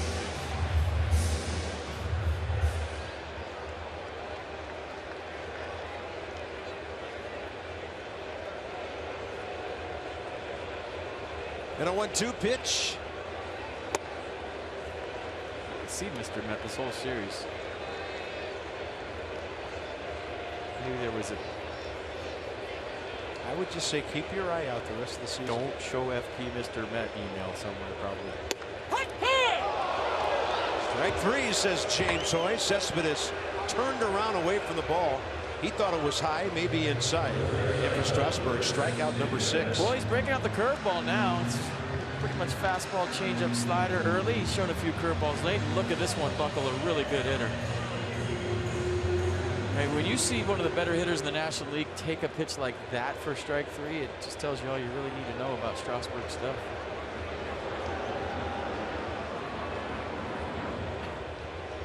Lucas Duda struck out swinging. Ball. First time up. Tough for Steven out there to stay focused too. We talked about grinding and Daniel Murphy in his last at bat. He got a 9-1 lead.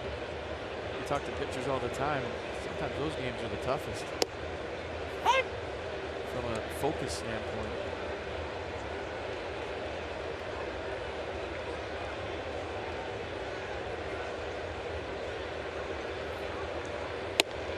A little bit inside, but under the hands of the power hitter. 2 balls, 1 strike.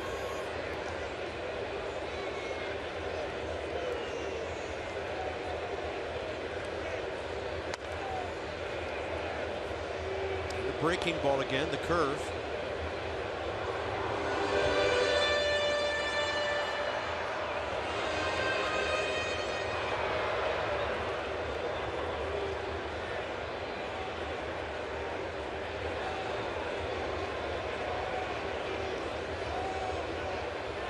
And he goes with the heater. Lucas Duda late, but he gets contact. In general, never really been a fan of home run hitting teams because it's such a feast or famine way to live. Sure. If you're hitting your taters, you're pretty much unstoppable, but that's not going to happen for 6 months. The teams that grind out at bats, get hits, take walks, do all little things, that's a more consistent style. Right on the inside edge. That's number 7. Well, case in point, the 2015 Nats. More on that in a second. What's that, 7? Yep. 4 more to hit the over-under. Last year, the Nats were 9th in the league in hitting. They were 3rd in runs, but they came in bunches. Right. They were 3rd in homers behind the Rockies and the Dodgers. But the home runs and the runs, you know, be 9-1 one night, and then you'd lose 2-1 the next night. And it was wildly inconsistent. Conducive to streaks, like a 3-point shooting team. I always say in basketball, when you're hitting your threes, no one's going to beat you. When you're hitting your home runs, no one's going to beat you. The Braves, the last time they won the National League East, were a home run hitting team, but they would win 7 in a row and lose 4 in a row. It's like a 3-point shooting team without Stephon Curry.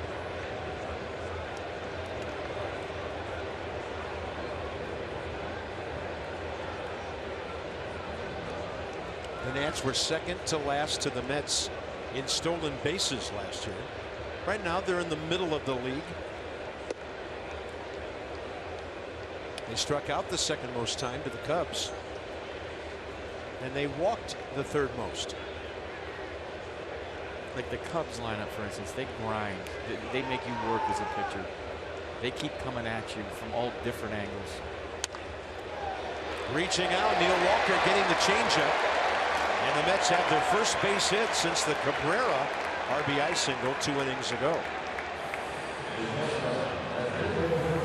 Follow the Nats Mets all season long live with MLB.com at-bats. Stay up to the moment at any moment with Game Day, live video highlights, StatCast. Download MLB.com at-bat, the #1 app for live baseball on your phone or tablet. Asdrubal Cabrera. RBI single, first time up. The Mets were in business 2 innings ago. It seems like an hour ago.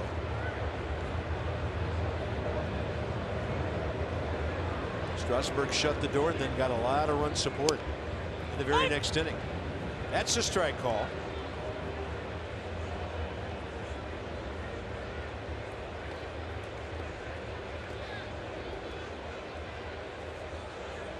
Cabrera, 30 years of age now, 267 career hitter.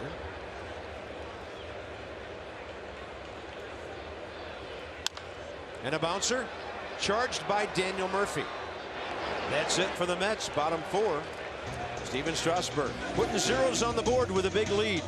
9-1 Washington.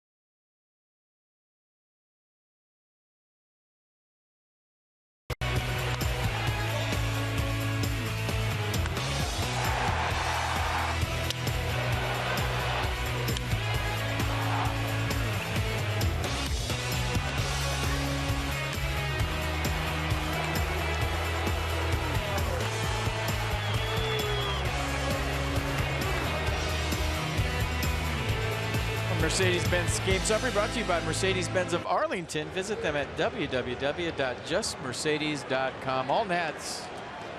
There it is for you. Steven Strasburg has been fantastic, and he's about to lead it off.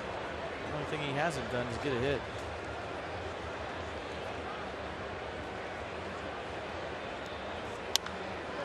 Into right on the first pitch. That's a professional at bat with a 9-1 lead. Trying to hack, trying to get on.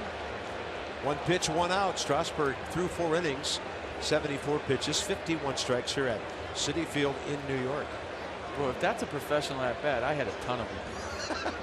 I'm talking within the context of a pitcher. A ton of them. You were paid to get on base. He's not. And you had a good on base percentage in your career.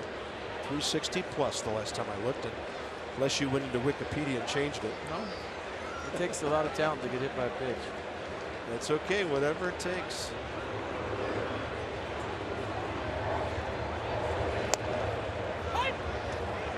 Two for 3 for Ben Rivera. Single, a run, a triple, 2 RBIs.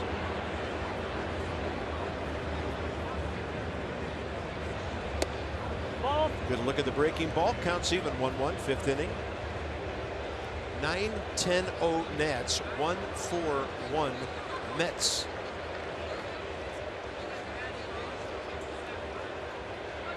Nationals trying to go to Miami with a 1-game lead over the Phillies. A 2.5-game lead over the Mets. and 3.5 over the Marlins.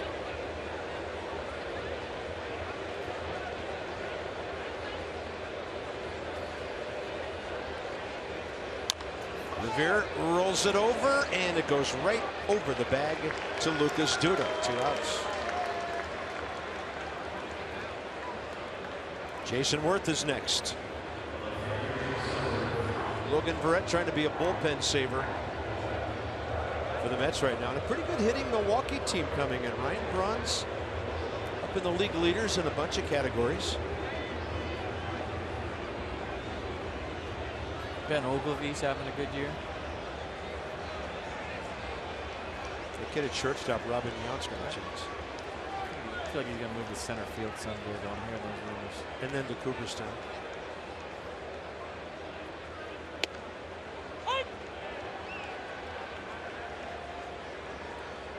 Cecil Cooper was my favorite name and stance back in the Harvey's wallbanger days. Worth pulls it, fair ball. Long throw for David Wright. The Nats go in order for the first time tonight. Halfway through the game and 1/4 of the way through the season. The Nats 9-1.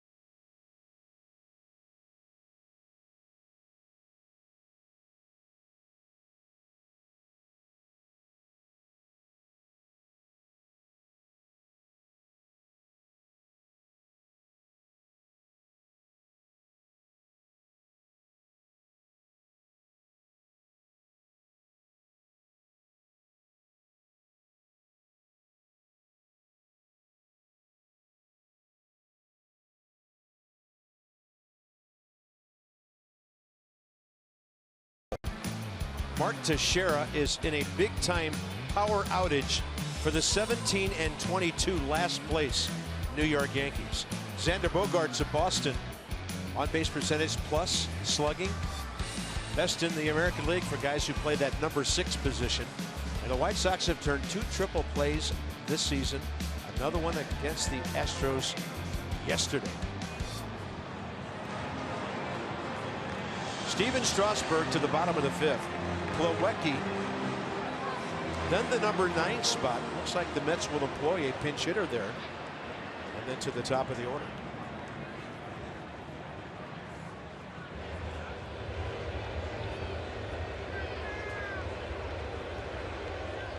Logan Verrett's thrown 49 pitches, so he'll be done for the night. Hard slider, low and away, unreachable, strike 1.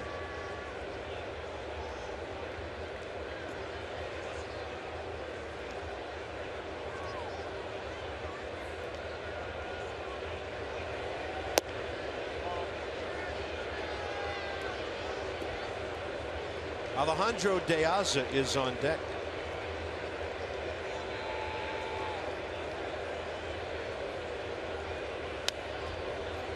Their reliever, Logan Verrett, got almost as many outs as did Matt Harvey. Antonio Bastardo for the 6th when it's Harper, Murphy, and Zimmerman.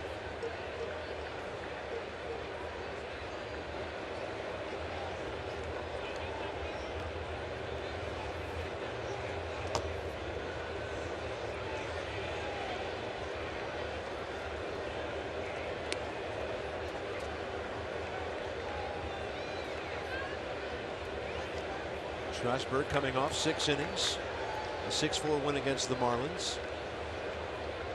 104 pitches at home on Saturday. That was tailing up and in.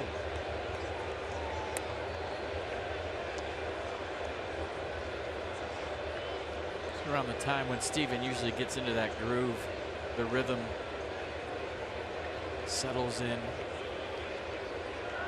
5th inning. We have seen a lot of late swings on the heater.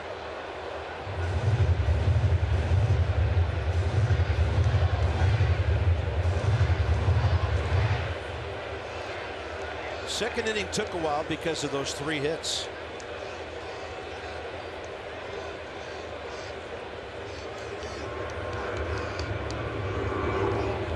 Dusty was talking about the other day when you signed the big contract and how it just turns into like Little League again. You don't have to worry about taking care of your family anymore. You don't have to worry about your numbers. You just go out and play the game for the love of it. He's loving that. 96, strikeout number 8. Not that they don't all play the game for the love of it, but when you're checking that box and you have security for generations, it becomes a more simpler form of baseball. You just don't worry about that.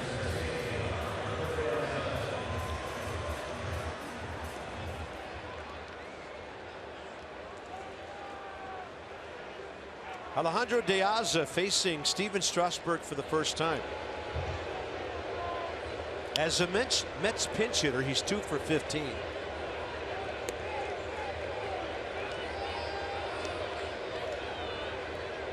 In the big league since 2010, the White Sox. Actually, Florida before that in 07, then to the White Sox and the Mets now. With the Orioles, parts 2014 and 15.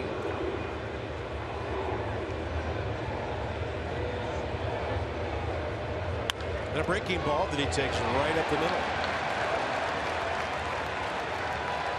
Mets with their 5th base hit, top of the order coming up.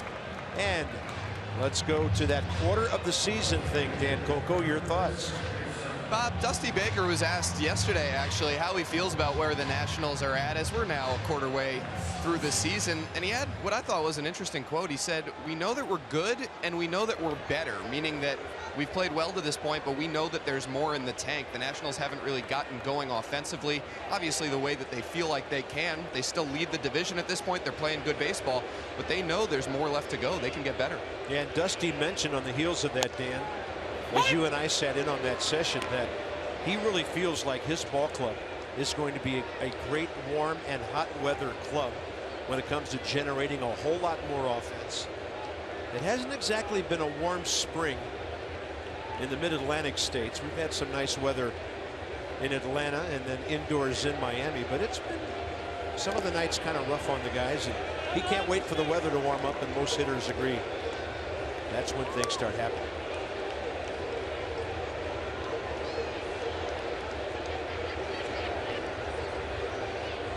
Will make a West Coast trip in June.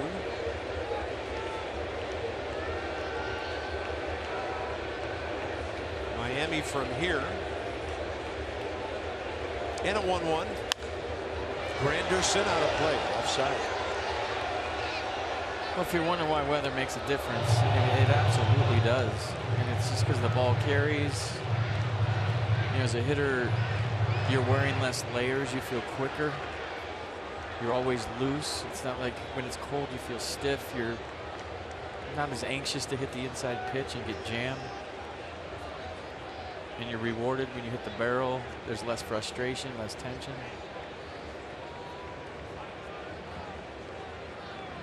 Shift on 1 and 2 with 1 out. Granderson. Murphy. And that's Rendon. But Curtis Granderson too quick on a ball that wasn't hit that hard. That was like a 3-man weave in basketball. I know. So that went 4-5 on the force play. Watch this. There's guys going every direction. It looks like a trick play in football. Watch. Espinosa behind. Murphy in front. Rendon to the bag. Everybody moving in a different direction. There's the fake handoff. There's the lateral. And there's the end around.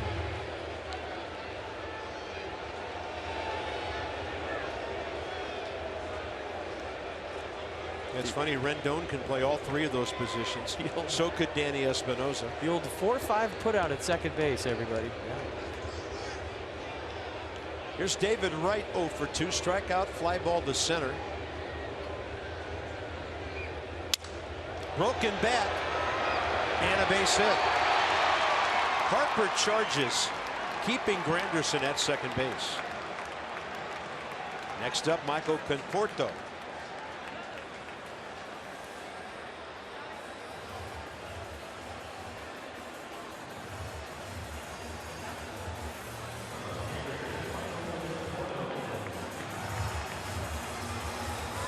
Just 23 years of age, from Seattle, went to Oregon State. Mets first rounder just 2 years ago. 2 minor league seasons, hit .308.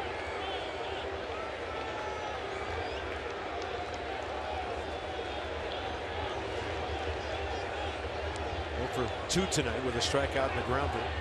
Last year he went from single A Brooklyn to single A St. Lucie to double A Binghamton to the Futures game in Cincinnati and then to the big leagues. And he went 2-2 in the Futures game and an outfield assist in that game that showcases all the great young players at the All-Star event. 1-0. High gas. Strike one.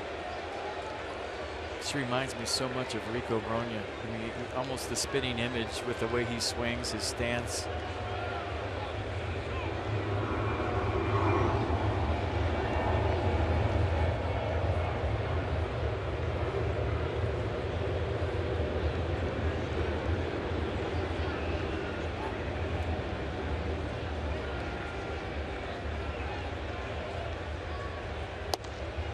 Going with the fastball, and it's 1-2 here in the 5th inning. Dartmouth spot too, 96 on the black. Wilson Ramos didn't have to move his glove. Oh, there he is. He's been doing well. All right, Mr. Met. He's a magnet. I was going to say they're only human, but he's not human. Rendon sprinting over to the dugout so he can be camped under that. And Steven Strasburg, another 0. We're through 5 in New York. It's all Washington.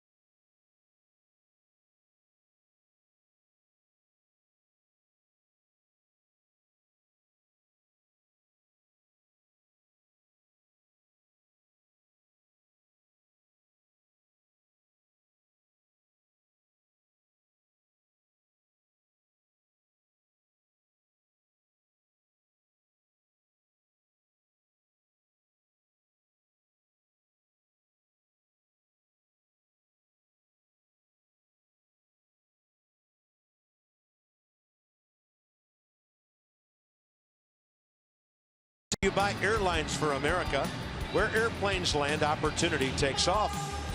Buy Dominion, depend on us for more than energy. And buy Night Point Systems. They offer the technology you need when you need it. What's up with that? It's not stopping.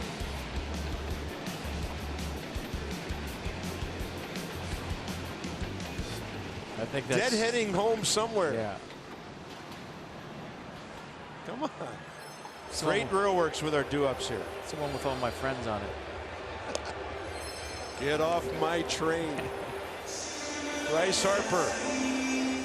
The OPS is just out of sight with the on-base percentage, which is around 460 now.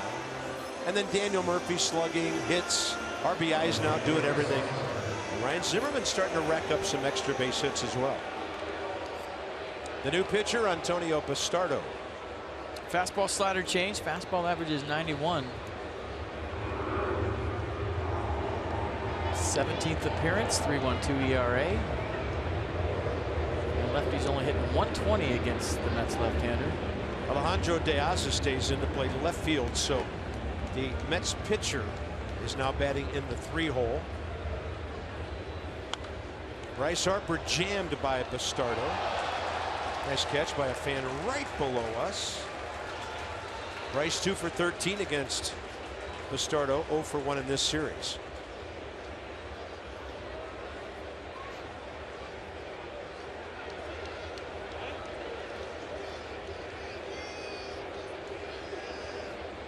Bryce got a week's worth of swings in his last at bat. Did he feel something right there, though? That was a long time to get back in the box. 1 for 3 with the base hit. Yeah, it was. And the off speed has him out ahead. Kind of flexing his right hand after that swing.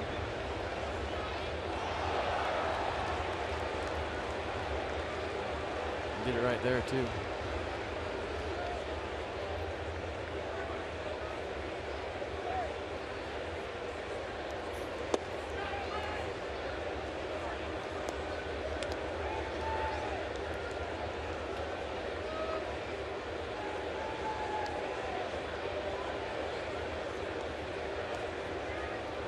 Strikeouts in 17 innings by the lefty.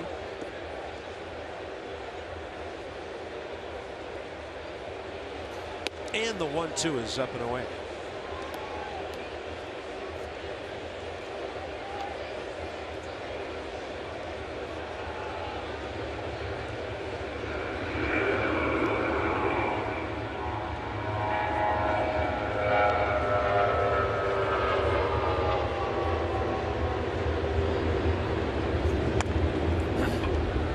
Spinning ground ball, David Wright.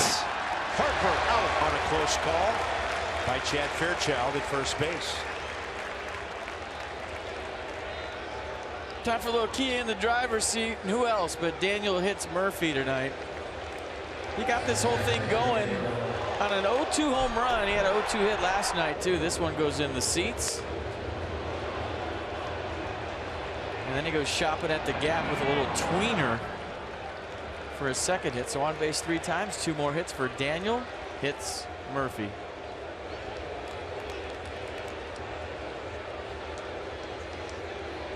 .60 hits on the year. Batting .403. Got jammed on that one.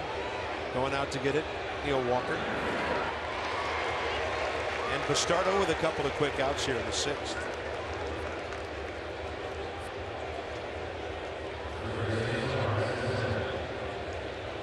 Ryan Zimmerman 0 for 2, but a ground ball that resulted in an RBI and a base on balls.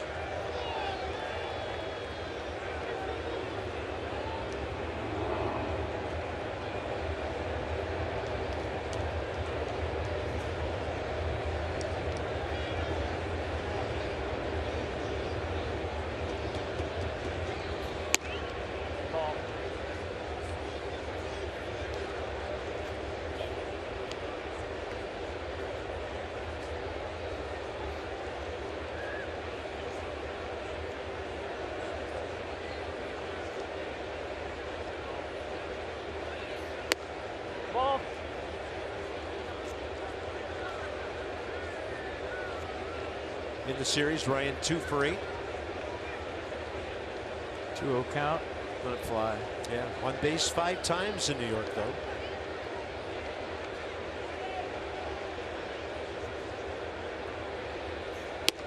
Ball. Same call on all 3 pitches. I'd love to see Ryan Zimmerman hit a home run to right center field. Don't really want to swing 3-0 when you're up by 8 and wake anybody up, though. True. Not yet. After it goes to 3-1, I'd like to see him do it. But he's not going to get a chance. Ryan aboard, and here's Anthony Rendon, who's 2 for 3. All right, we'll just let you peruse the box. Tell you about some of the big hits. Murphy, after the Worth walk, 2-run homer first inning. 2-run hits in that third by Rendon and Ramos back to back, and that really piled up the score. And then Revere added 2 more of his own. Jason Worth's walk was a big one. Look. Bigger than life, that walk, comma, run. God, that was screaming at me. Told me to walk and run. I was confused. The Nats did not get 1 base on balls Tuesday night from Syndergaard, Reed, and Familia. They had 11 last night, and tonight 4 more.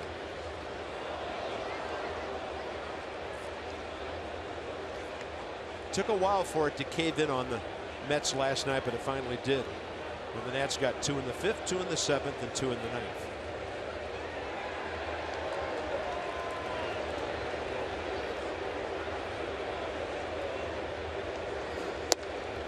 Rendon checks his swing. It's a called strike anyway.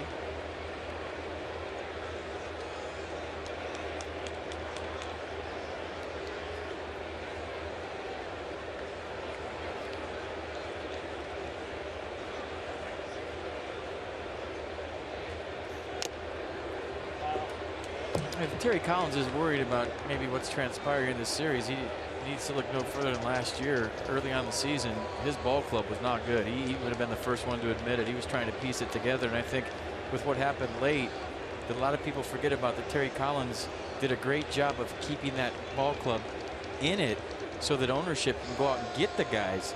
You know, everybody talks about them once they took off, but I think he did a great managing job just keeping his ball club within striking distance of the Nats that enabled his general manager and ownership to go out and get the pieces they needed to get deep into October. I think that's an overlooked aspect of the Mets season last year. They were piecing it together with duct tape and baling wire for a long time, and they finally went out and got some pieces. And then all the craziness at the trading deadline.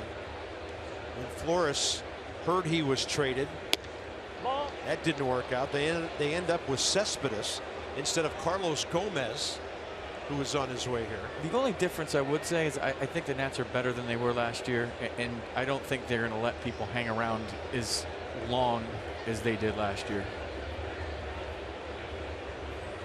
2-2 to Rendon. Clean single. He's 3 for 4. And Anthony Rendon having the series we've been waiting for. He's had some big hits this year and all that, but we've been waiting for that 6 or 7 hit series. So Anthony Rendon now is 6 for 10 with 2 walks here in New York. Well, if you've been waiting for it, he's been waiting for it. Yeah. He's had some hard outs this year, but he looks more comfortable down the order. I'm telling you, when you hit lower in the order, it's more relaxed. You watch guys hit in front of you, get a better game plan by the time you go up there. Here's Wilson Ramos. So all this starting with 2 outs. Ramos 1 for 3, a 2-run single. He's 2 for 4 career against Bastardo. And he rams one out to right center, but able to catch up with it. Cespedes. That was a laser. The Nats lead 2. They've stranded 7, but they've scored 9.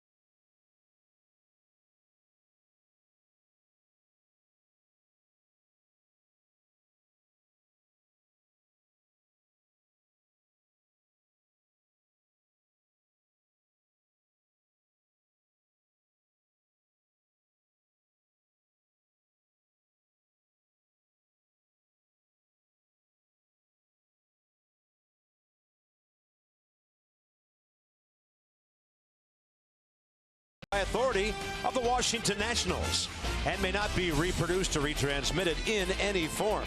And the accounts and descriptions of this game may not be disseminated without the expressed written consent of the Washington Nationals. Oh man, wood-fired pizza here in Queens. How many times do they have to go around before it's cooked? What do you think? I'm not going to get in there and find out, I'll be honest. That one they left in there too long. That one went around 14 times. They're only supposed to be 10. From pizzas to numbers, brought to you by Jeep. Steven Strasburg climbing the ladder. 8 strikeouts tonight. He's up to 73. Max Scherzer 76. Max next outing should be Sunday in Miami, right? And then there's Kershaw. For the Mets, Cespedes, Duda, and Walker. Bottom of the 6th.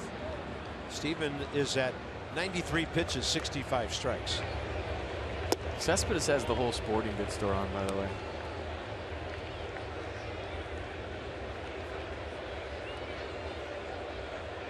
Got shin guard, elbow guard, sleeve, batting gloves in the back pocket, batting gloves on his hands. He's got a number of necklaces. Can't see him, they're tucked in this time, but you could sort of see him. There's in case he gets on first, switches him up. Sweatband on the right wrist. He must really have to hustle in from the outfield when he's leading off. Got a fluorescent bracelet. The thumb guard on his right hand. What is this, Gladiator? Hey, if you're that good, you can pull it off. I'm just saying, he's got lots going on.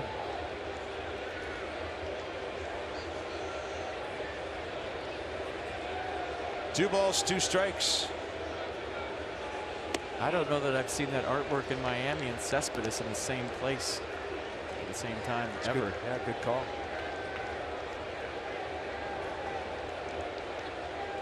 When he plays there, the artwork looks at him. He can play, that's for sure. I said, you got to be good to pull all that stuff off. Fastball stays alive. You can't be the 24th guy on the roster walking up there with all that stuff on. Mets box, 1 RBI tonight. Cabrera in the 2nd after singles by Cespedes and Walker.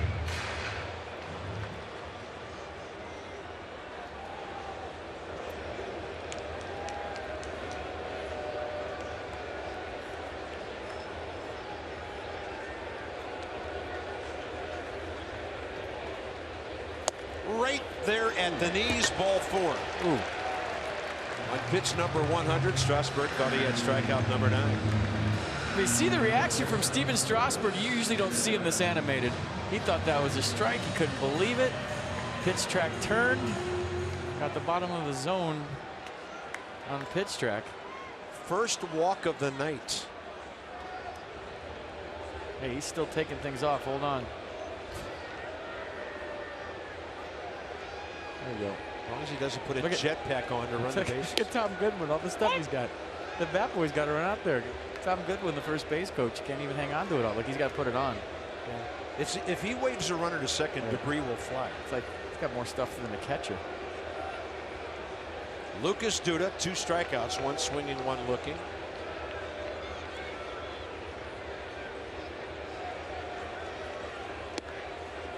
And the count's even, 1-1.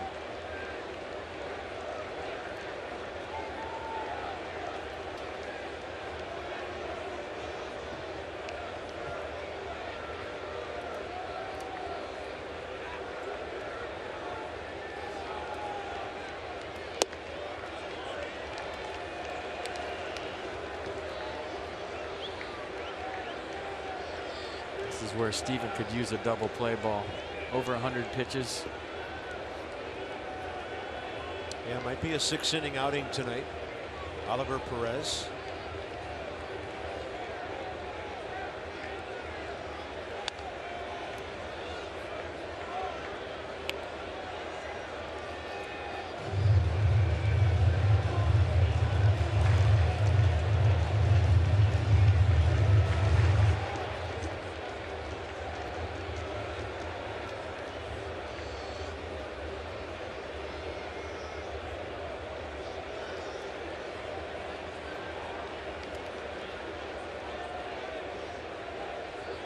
2-2 with nobody out. Shift is on. And he flips it out the other way.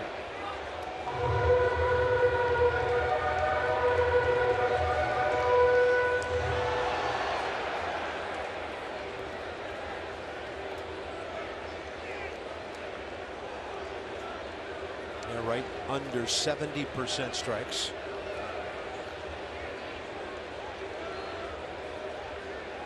And a 2-2 again. Duda goes out of the strike zone, and that is number 9 for Steven Strasburg. That'll bring in Neil Walker, who's 2 for 2. Well, he chased the high fastball. He just kept going up, up, up, and he couldn't stop.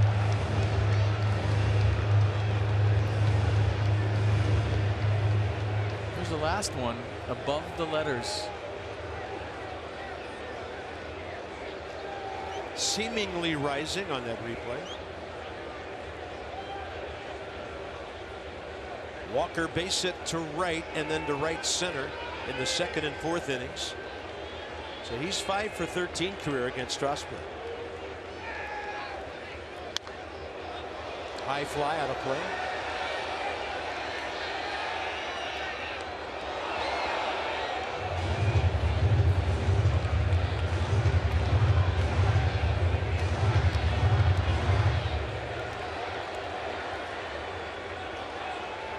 Fastball was crackling early. Well, remember I told you his last start, fastball 50%, slider 27. Changeup 11.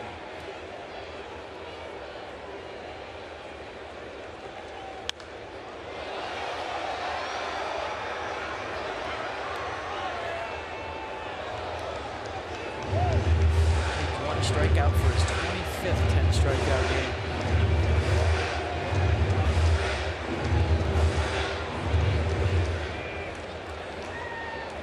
Is that drama for you if I teased that well? Well, I'm thinking about your prediction of 11 strikeouts. I don't know.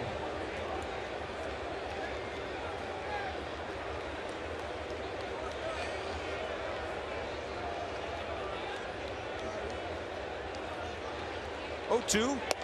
There's 10.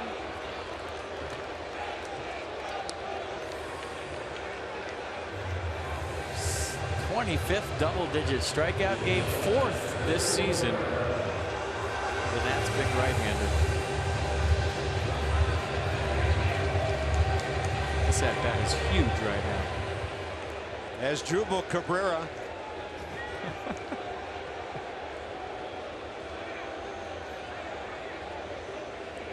He makes contact here. You'll be serving us dinner on the charter tomorrow night. Got it.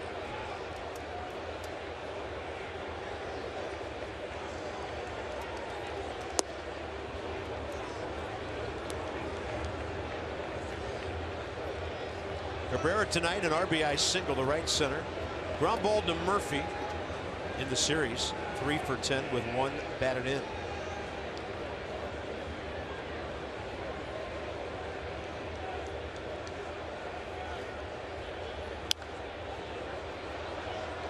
So, you remember when Nolan Ryan had all the Texas Rangers pitchers in the minor leagues and they threw the pitch count thing out? He wanted them to learn how to pitch over 100. Right. Maybe that had some effect on Mike Maddox, because we've seen the 100 mark be not a big deal this year for every pitcher. Dusty Baker lets his pitchers pitch. Mike Maddox lets his pitchers pitch. And I think it's refreshing. That's a beauty of a curveball in there. Huge pitch coming. 1 ball, 2 strikes. If he strikes him out, I'm laying out and you can throw to break. Okay. All of you at home, roll your DVRs.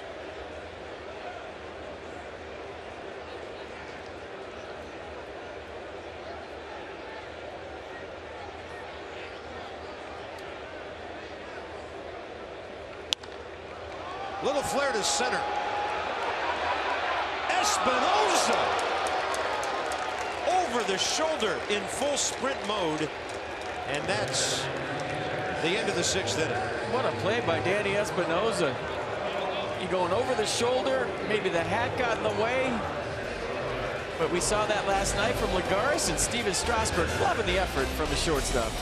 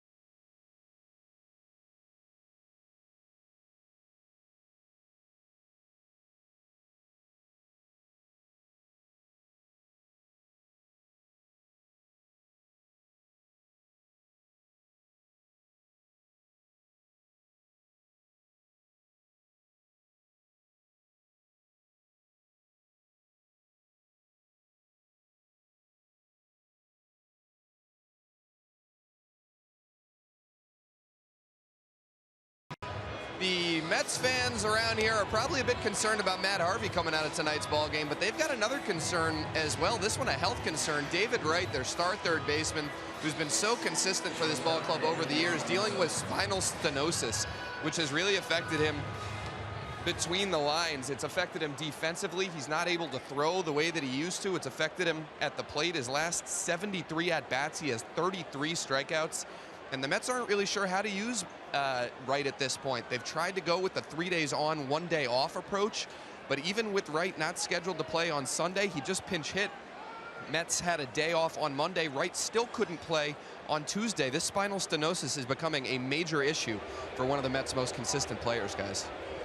Yeah, you would hate to see the downward slide of his career affected by that when you can't even keep him on the field. Last year, David Wright played in just 38 games, 152 at-bats. On the DL for 4 months. He had a right hamstring problem, and then the spinal stenosis took care of the rest. Well, I'm a National League guy, and I was rooting for the Mets in the postseason all last year because I love David Wright, and I was glad that he finally got to go to a World Series with this ball club. And if you watch him throw, you can definitely tell that it's affected him. His swing looks fine, but when he's throwing from third, it's a different motion. Hadn't been to the playoffs since '06.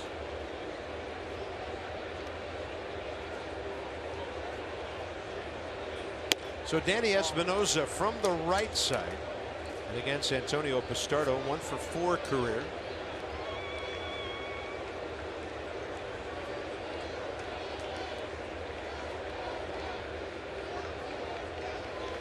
We are a little surprised. Steven Strasburg on deck.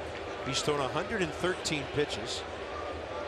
Bullpen's quiet. But where's the jam been? Where's the effort been with that 116? But Dusty likes to throw his pitcher out there and then go with the switcheroo too. So we'll see. Michael A. Taylor behind Ben Revere. Tapping on the helmet, getting it on, and it's a 2-2 count to Danny Espinosa. Could be hitting for Jason Worth.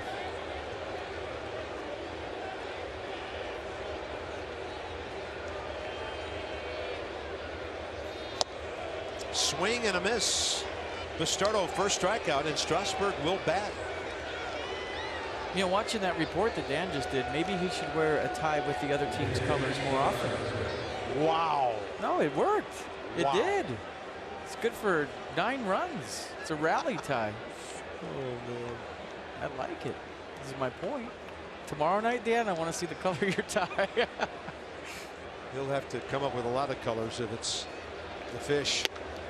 Swing and a miss on a high fastball to Strasburg, who's 0 for 3.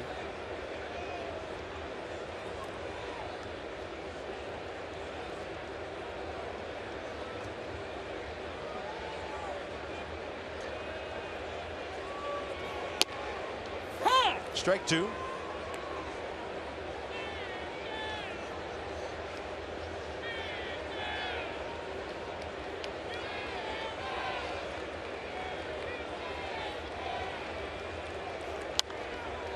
Look at that rip.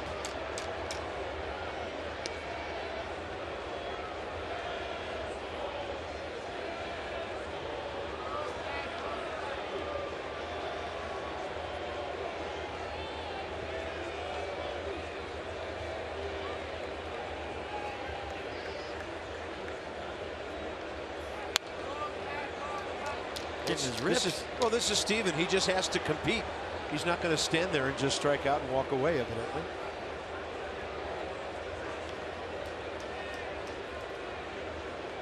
It's a hit. They work at it hard between starts. A footnote on Strasburg, by the way. 1 run given up tonight. Coming in, his ERA on the road, 1.67. Mike Gio's had great success in this yard. He's going to foul off 3 in a row.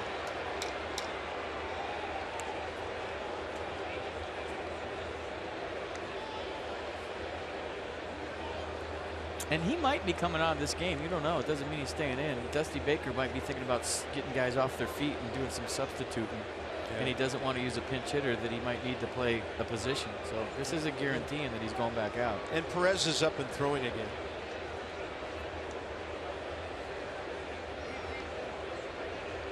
All right, hit a homer and then take the rest of the game. 0-2 with one out. I'm in. Get some good licks in. You know, if he's swinging like this, he's probably done for the night. He knows he may not be going back out there, so he's going to get some rips.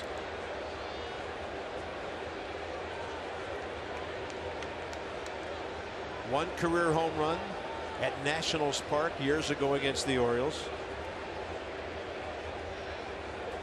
0-2 with one out here in the 7th.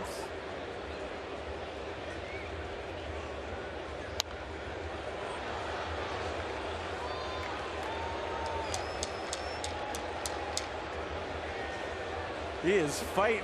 Dusty Baker's loving it. Rick Shue loving it. Trying to put an exclamation point on this.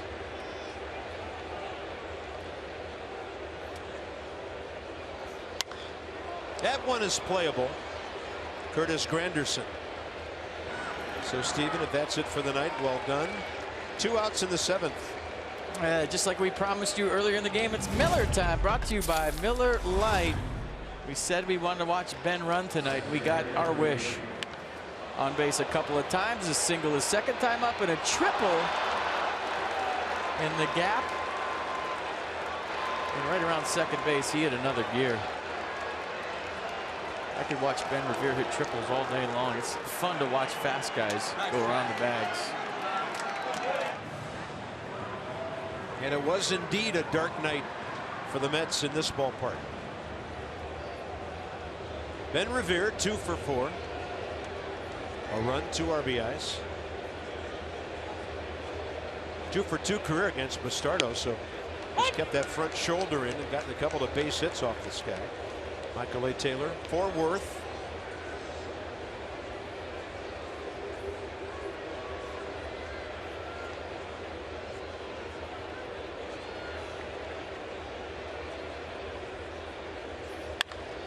And that ball hit pretty well out to left center. Cespedes tracking it. And the Nats go 1-2-3 in the top of the 7th inning. A 9-1 game. Strasburg appears to be done. He could be 7-0.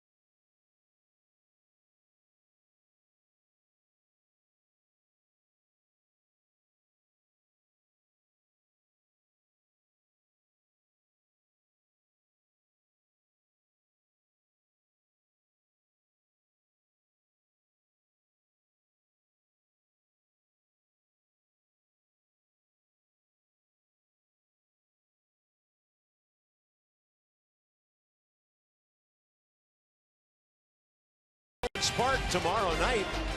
After a long night of travel, the Nats will open up a 3-game series there. Tanner Roark. Now, he's had a problem with Miami a couple of times this year. Going to try to turn things around. 2-7 career against Miami. Justin Nicolino, almost a 10 ERA in 2 starts against your Nationals. Johnny and Ray, Nats Extra, 6:30.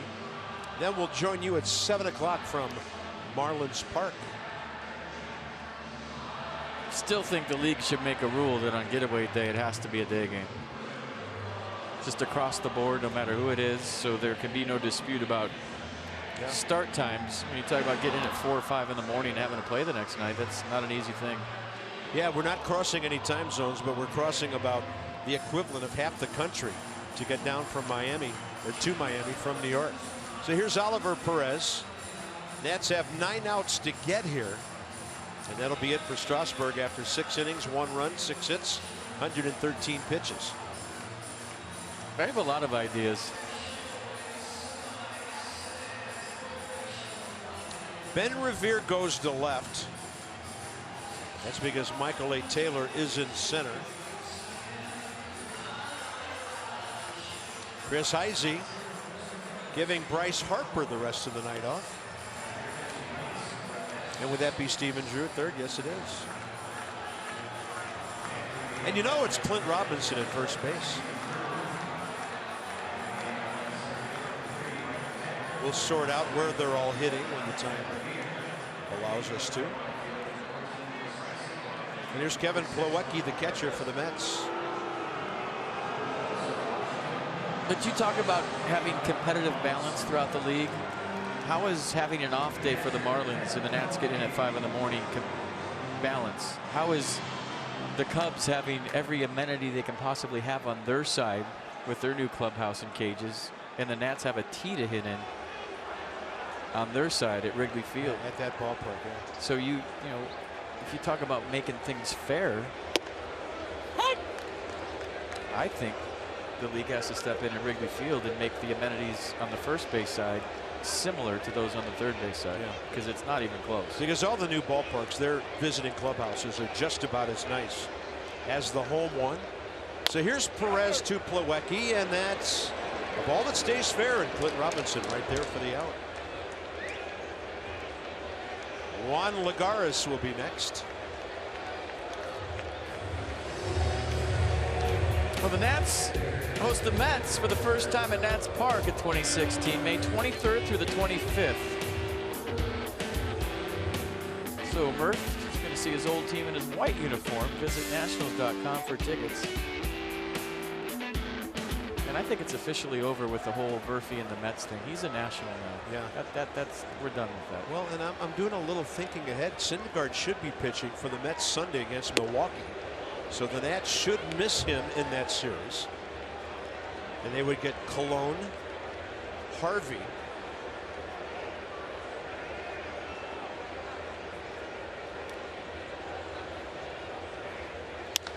and a ball hit to left. Didn't sound like he got it, and it's going to be caught right in front of the wall by Ben Revere. So the Nats should get Steven Matz in the final game of that series next week. That wouldn't be the worst news in the world to miss Noah Syndergaard. 2 outs here in the 7th. Top of the order, Curtis Granderson.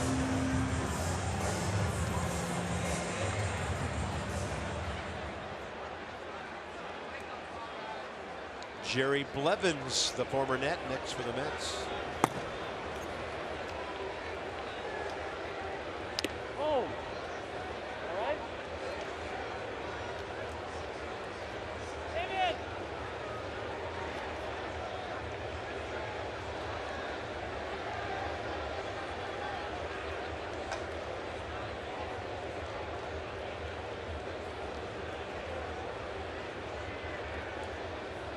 Perez turns his back on Granderson and delivers a fastball that misses. Did you watch Johnny Cueto last night against the Padres? He was making stuff up on the field. I love watching Johnny Cueto pitch, just like I love watching Oliver Perez pitch. Yeah, then he went over by the third baseline and made one of the best defensive plays this year by a pitcher to throw out a runner at first. Yeah, that was a great play. Granderson against Perez. Ooh. There's a breaking ball. I think that's my favorite Oliver Perez windup. That one right there. It's turn the back with a. There's a little flare at the end when he turns around. Watch this. Right there. Little pause. Picks the hands up.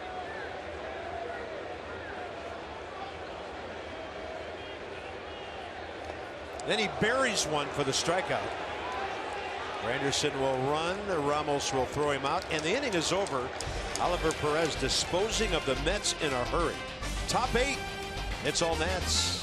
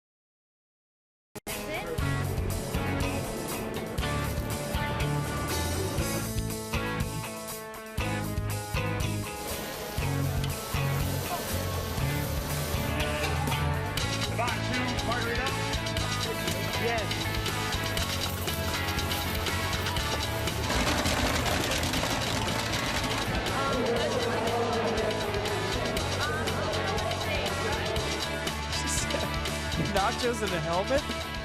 Wow. I asked if they had good food here at Citi Field. That just answered my question. It looked great. Here's Jerry Blevins.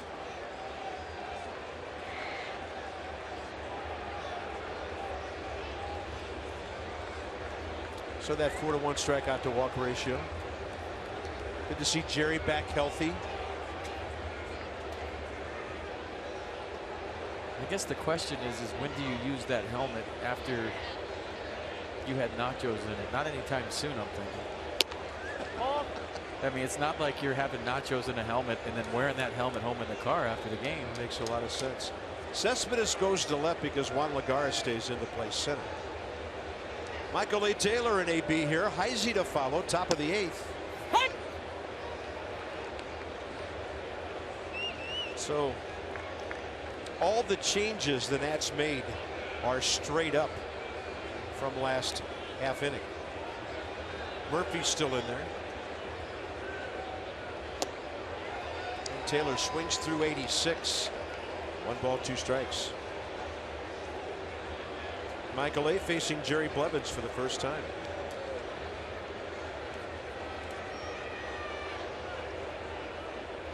Curveball. It came back enough to catch the outside edge. Michael didn't like the call. Peanuts are in town May 24th through the 30th. They're giving away all kinds of amazing things. Tickets are going super fast. So call the number on your screen or go to the website to get more information. Yeah, I think a Bryce Harper bobblehead is in their future. There's Chris Heisey. First at bat of the series. Pretty much the regular lineup 3 days in a row here in New York, and the Nats about to win another series, which would make them 8-2-3 on the year in series play. Tell you what, I see Chris Heisey all over the place on the road. And what he does, he can't sit in his room. I talked to him today. So he gets those bike share things. He rode his bike from the hotel in downtown Chicago to Wrigley Field in about 30-mile-an-hour headwind. Saw him on the trail that day. Today I saw him rolling around on Madison Avenue on the bike share thing. So that's kind of his deal. He can't sit in his room. He likes to go out and explore towns on his bicycle. So I see him everywhere. Today I was yelling at him like, "You're nuts for riding a bike down Madison Avenue." He tried that curveball again, did Blevins. This one stayed outside.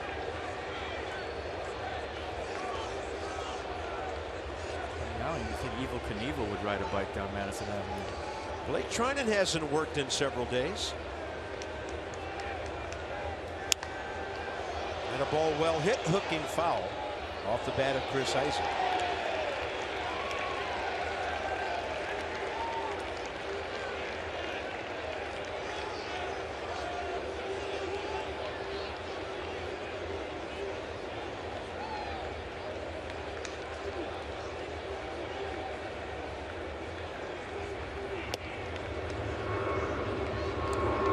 Count full now and a pitch way inside.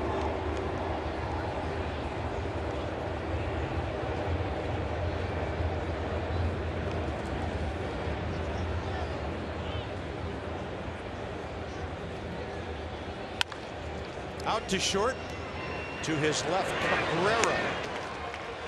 2 outs here in the top of the 8th. Not at Citi Field, no problem. At Miami, no problema.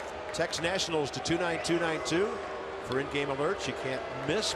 Bring the Nats action right to your phone. Text Nationals to 29292. Your Spanish is awful. Lo siento.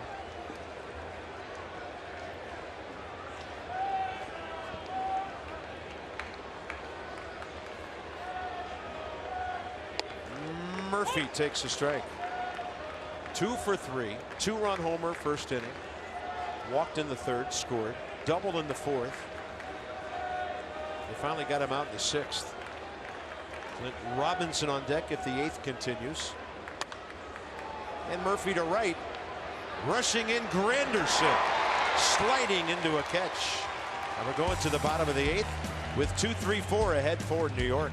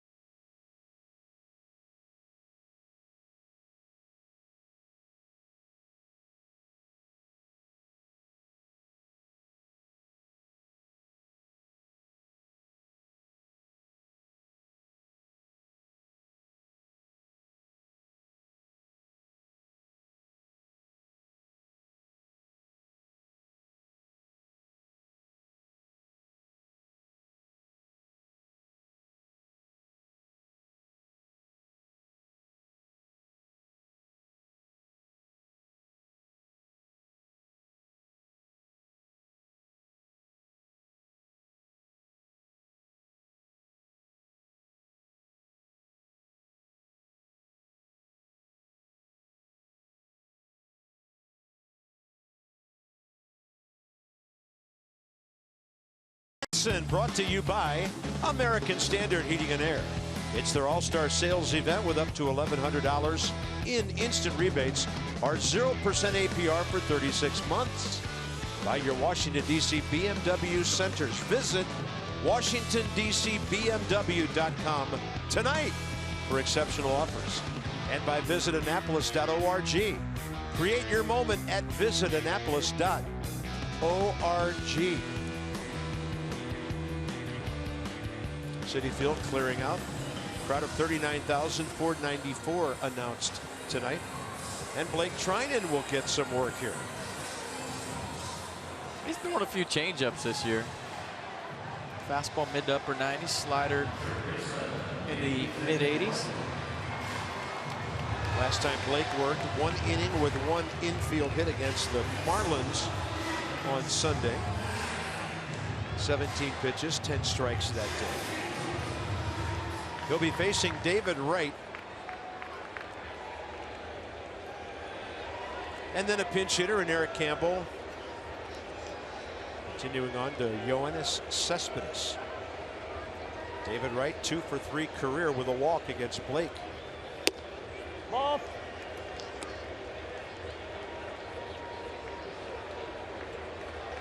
There's Eric Campbell, who started the first 2 games of the series at first base, with Lucas Duda unable to answer the bell. Right into right field. Chris Heisey.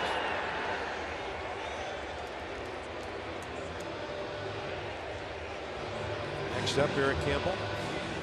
At 10:02 Eastern Time, we're just into the 10 o'clock hour.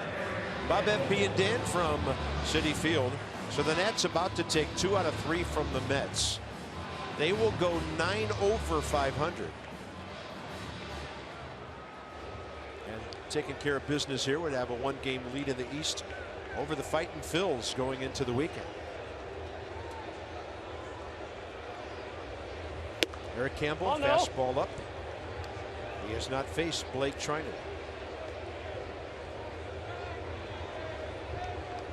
Campbell in the series 1 for 7. A couple of really good defensive plays. Trinan jams him, and that's a foul ball right into the empty camera well now.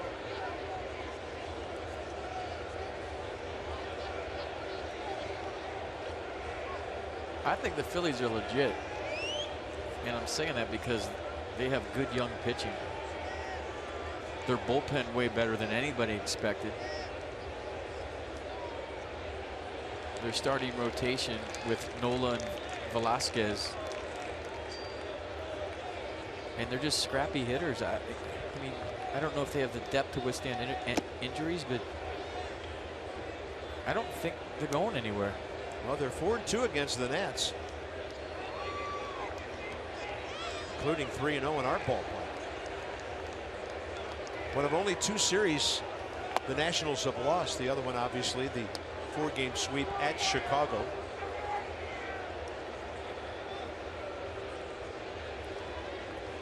And if the Marlins do anything at a trade deadline to pick up a starter, they're going to be around for a while. Trinan walks Campbell with 1 out in the 8th. Bringing in Cespedes, who will also face Trinan for the first time. By the way, the Nats in this series, in 3 games, that's only the 3rd walk given.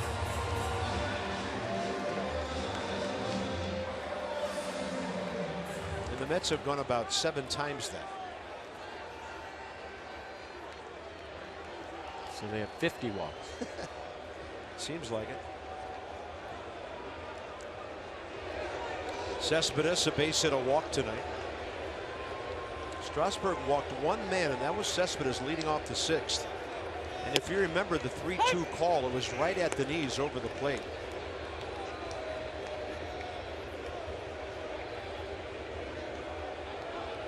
So the Nats about to have a starter go 7-0.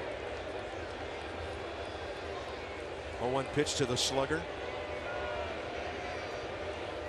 Oh no. Oh no.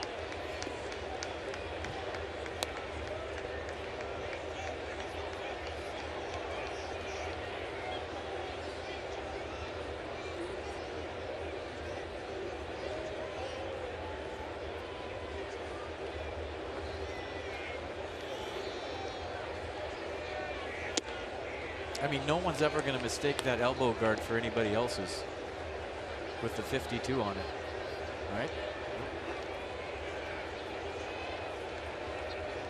52 usually a pitcher's number.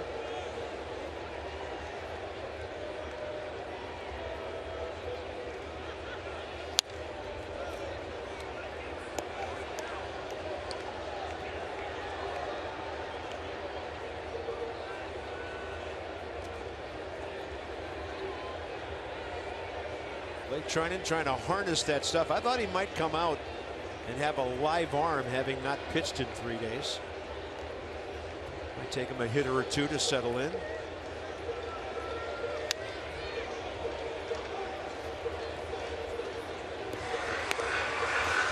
Cespedes is an interesting guy because this year he's had 130 official at bats. He's been struck out 30 times.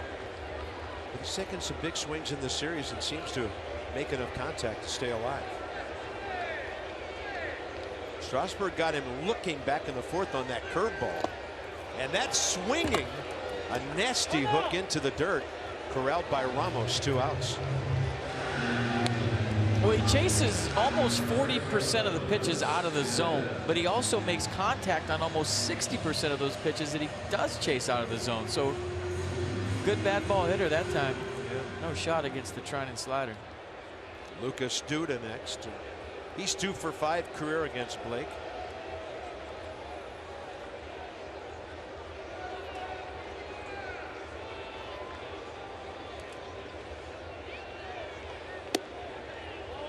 Talking about relievers who haven't worked in a while. Jonathan Papelbon hasn't pitched since his 11th save in Game 1 for Strasburg Saturday. So he might get some 9th inning. Get some work in. And a ball down. Trinan has it. Waits for Robinson to get to the bag, and that's it for the Mets. Pitching in the series has been very good. Even the game they lost, Scherzer was outstanding.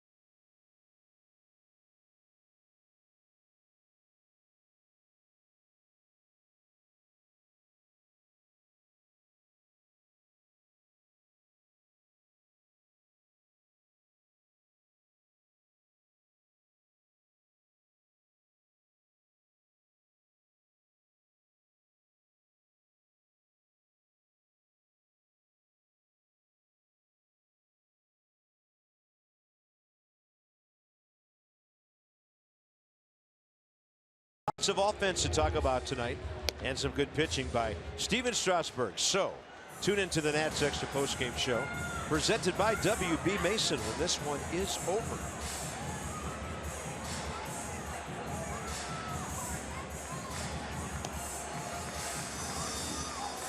Orhan Dudua for the top of the ninth. Clint Robinson getting it done this month after a slow start to his season. Stephen Drew's been a valuable guy to have around lately, and he's always liked hitting here. Played in the Yankees-Mets Interleague Series every year. Wilson Ramos on a good RBI run here in the month of May. Addison Reed making his second appearance of the series. Following Syndergaard, he had a scoreless inning Tuesday night. 20th appearance, ERA at 2.65. 24 strikeouts, 4 walks. Opponents are hitting .227 against Addison Reed. Left field, the Mets have their 4th left fielder of the night. That was Eric Campbell, and there's Matt Reynolds at 3rd.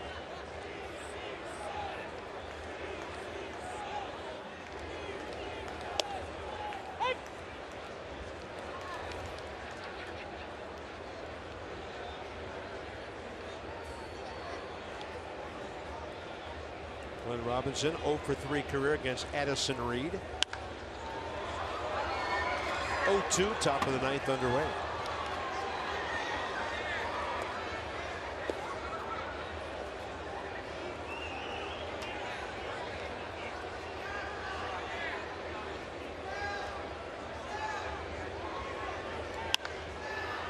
And this one to left, a long run for Campbell. We'll get there. Get that fair ball, 1 out.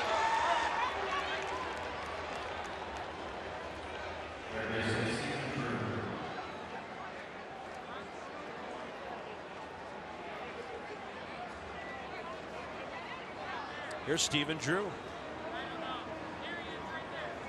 So Robinson's second at bat of the series. Drew, this will be his first.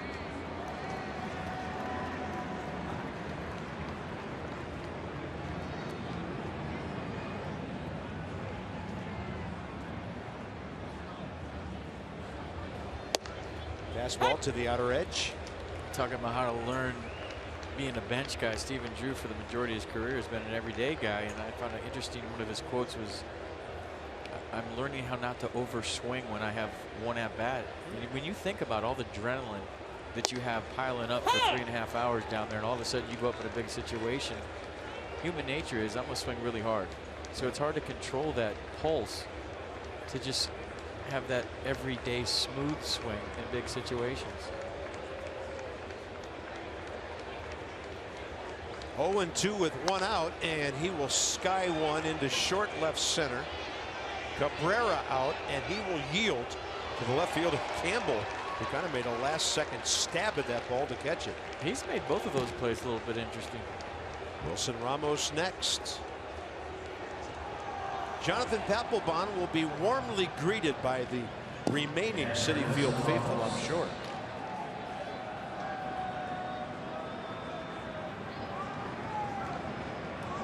Second night in a row, the Nats have not just taken the crowd out of it, sent them home.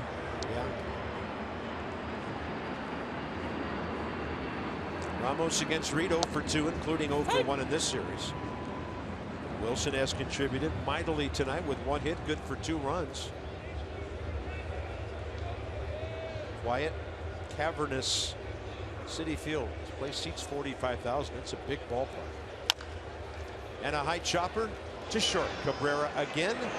The Nats go 1-2-3. Now 3 outs to get, and then on to Miami. 9 runs on 11 hits tonight.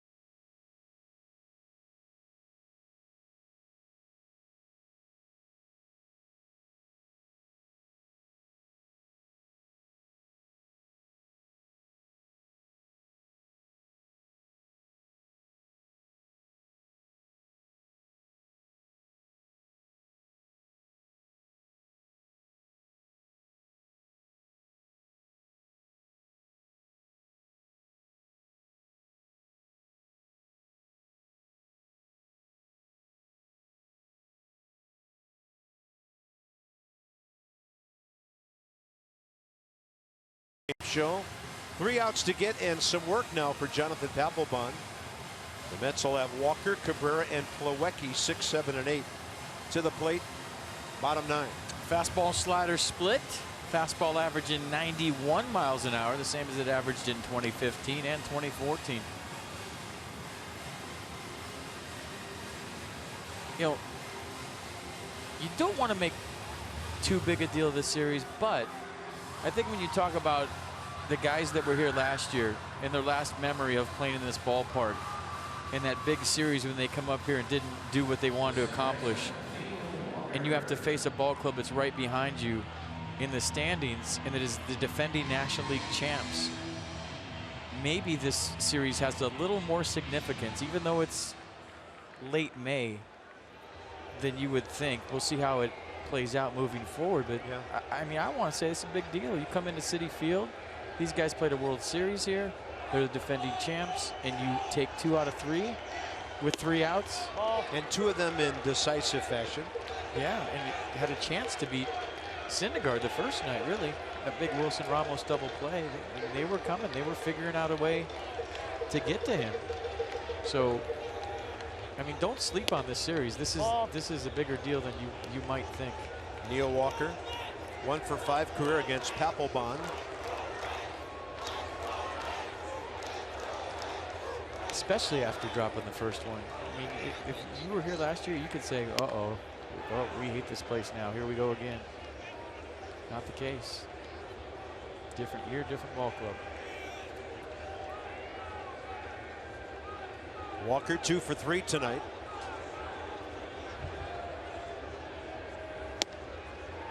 Good movement away on that 89.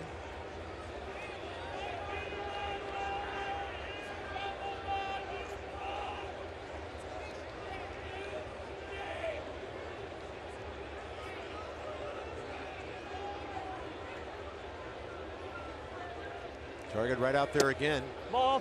And that is right over the inside edge of the plate, but not where Ramos was set up.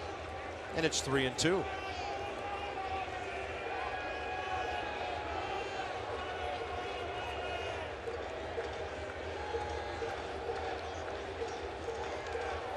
Throws him a strike, foul tipped into the mitt. 13th strikeout by Nets pitching tonight. Tomorrow night, Tanner Roark, Justin Nicolino. That's extra 6:30. We'll join you from Marlins Park at 7. First pitch 7:10 from the left-hander Nicolino. Next up is Drupal Cabrera, 1 for 3 career against Papelbon. 6:15 bus to the ballpark. In Miami traffic, are you out of your mind? It's only, what, 4 miles from the downtown hotel to the ballpark, and it can take a half hour or more. At 3 o'clock or 4 o'clock.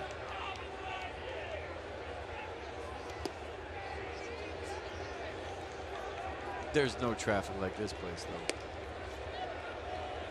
Goodness.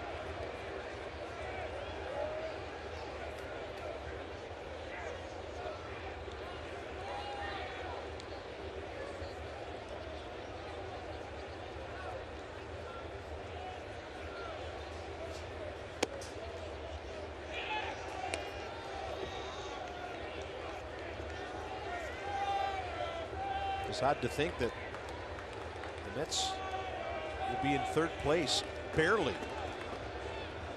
ahead of the 4th place Marlins when the weekend starts. That splitter looked pretty good, just a little bit outside. 82. The count goes to 3-1.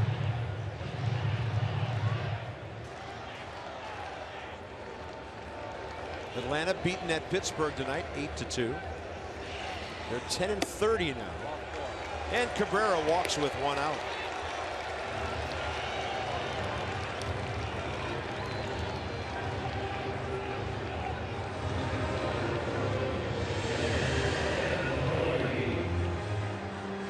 Kevin Plawecki, the catcher, and the Juan Lagares on deck.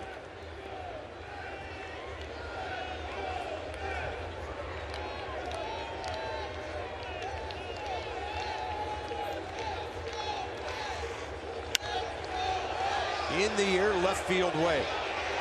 Ben Revere, 1 out to get the series now.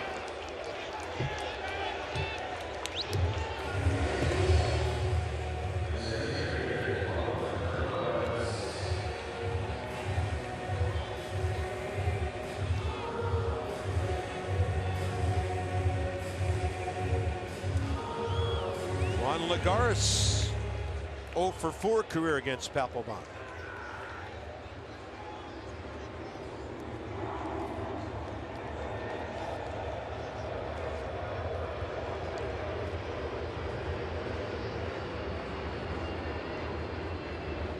Runner goes, the Nats indifferent to Cabrera going to second.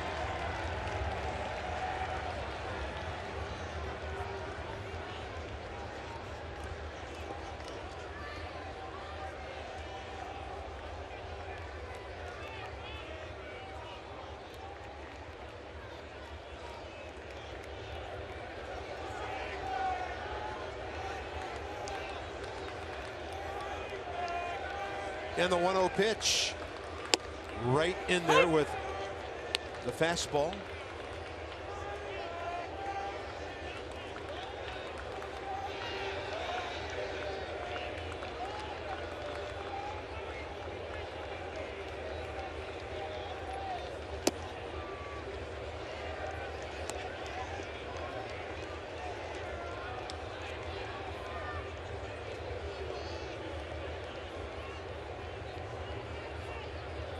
Nationals trying to improve their record in the East to 15-10. On the road to 13-9. A lot of drop in that one. And now a strike away. It's 2-2.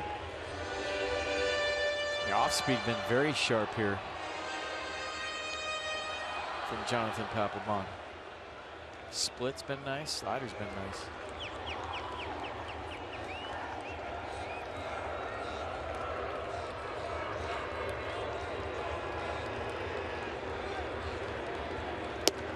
Ball.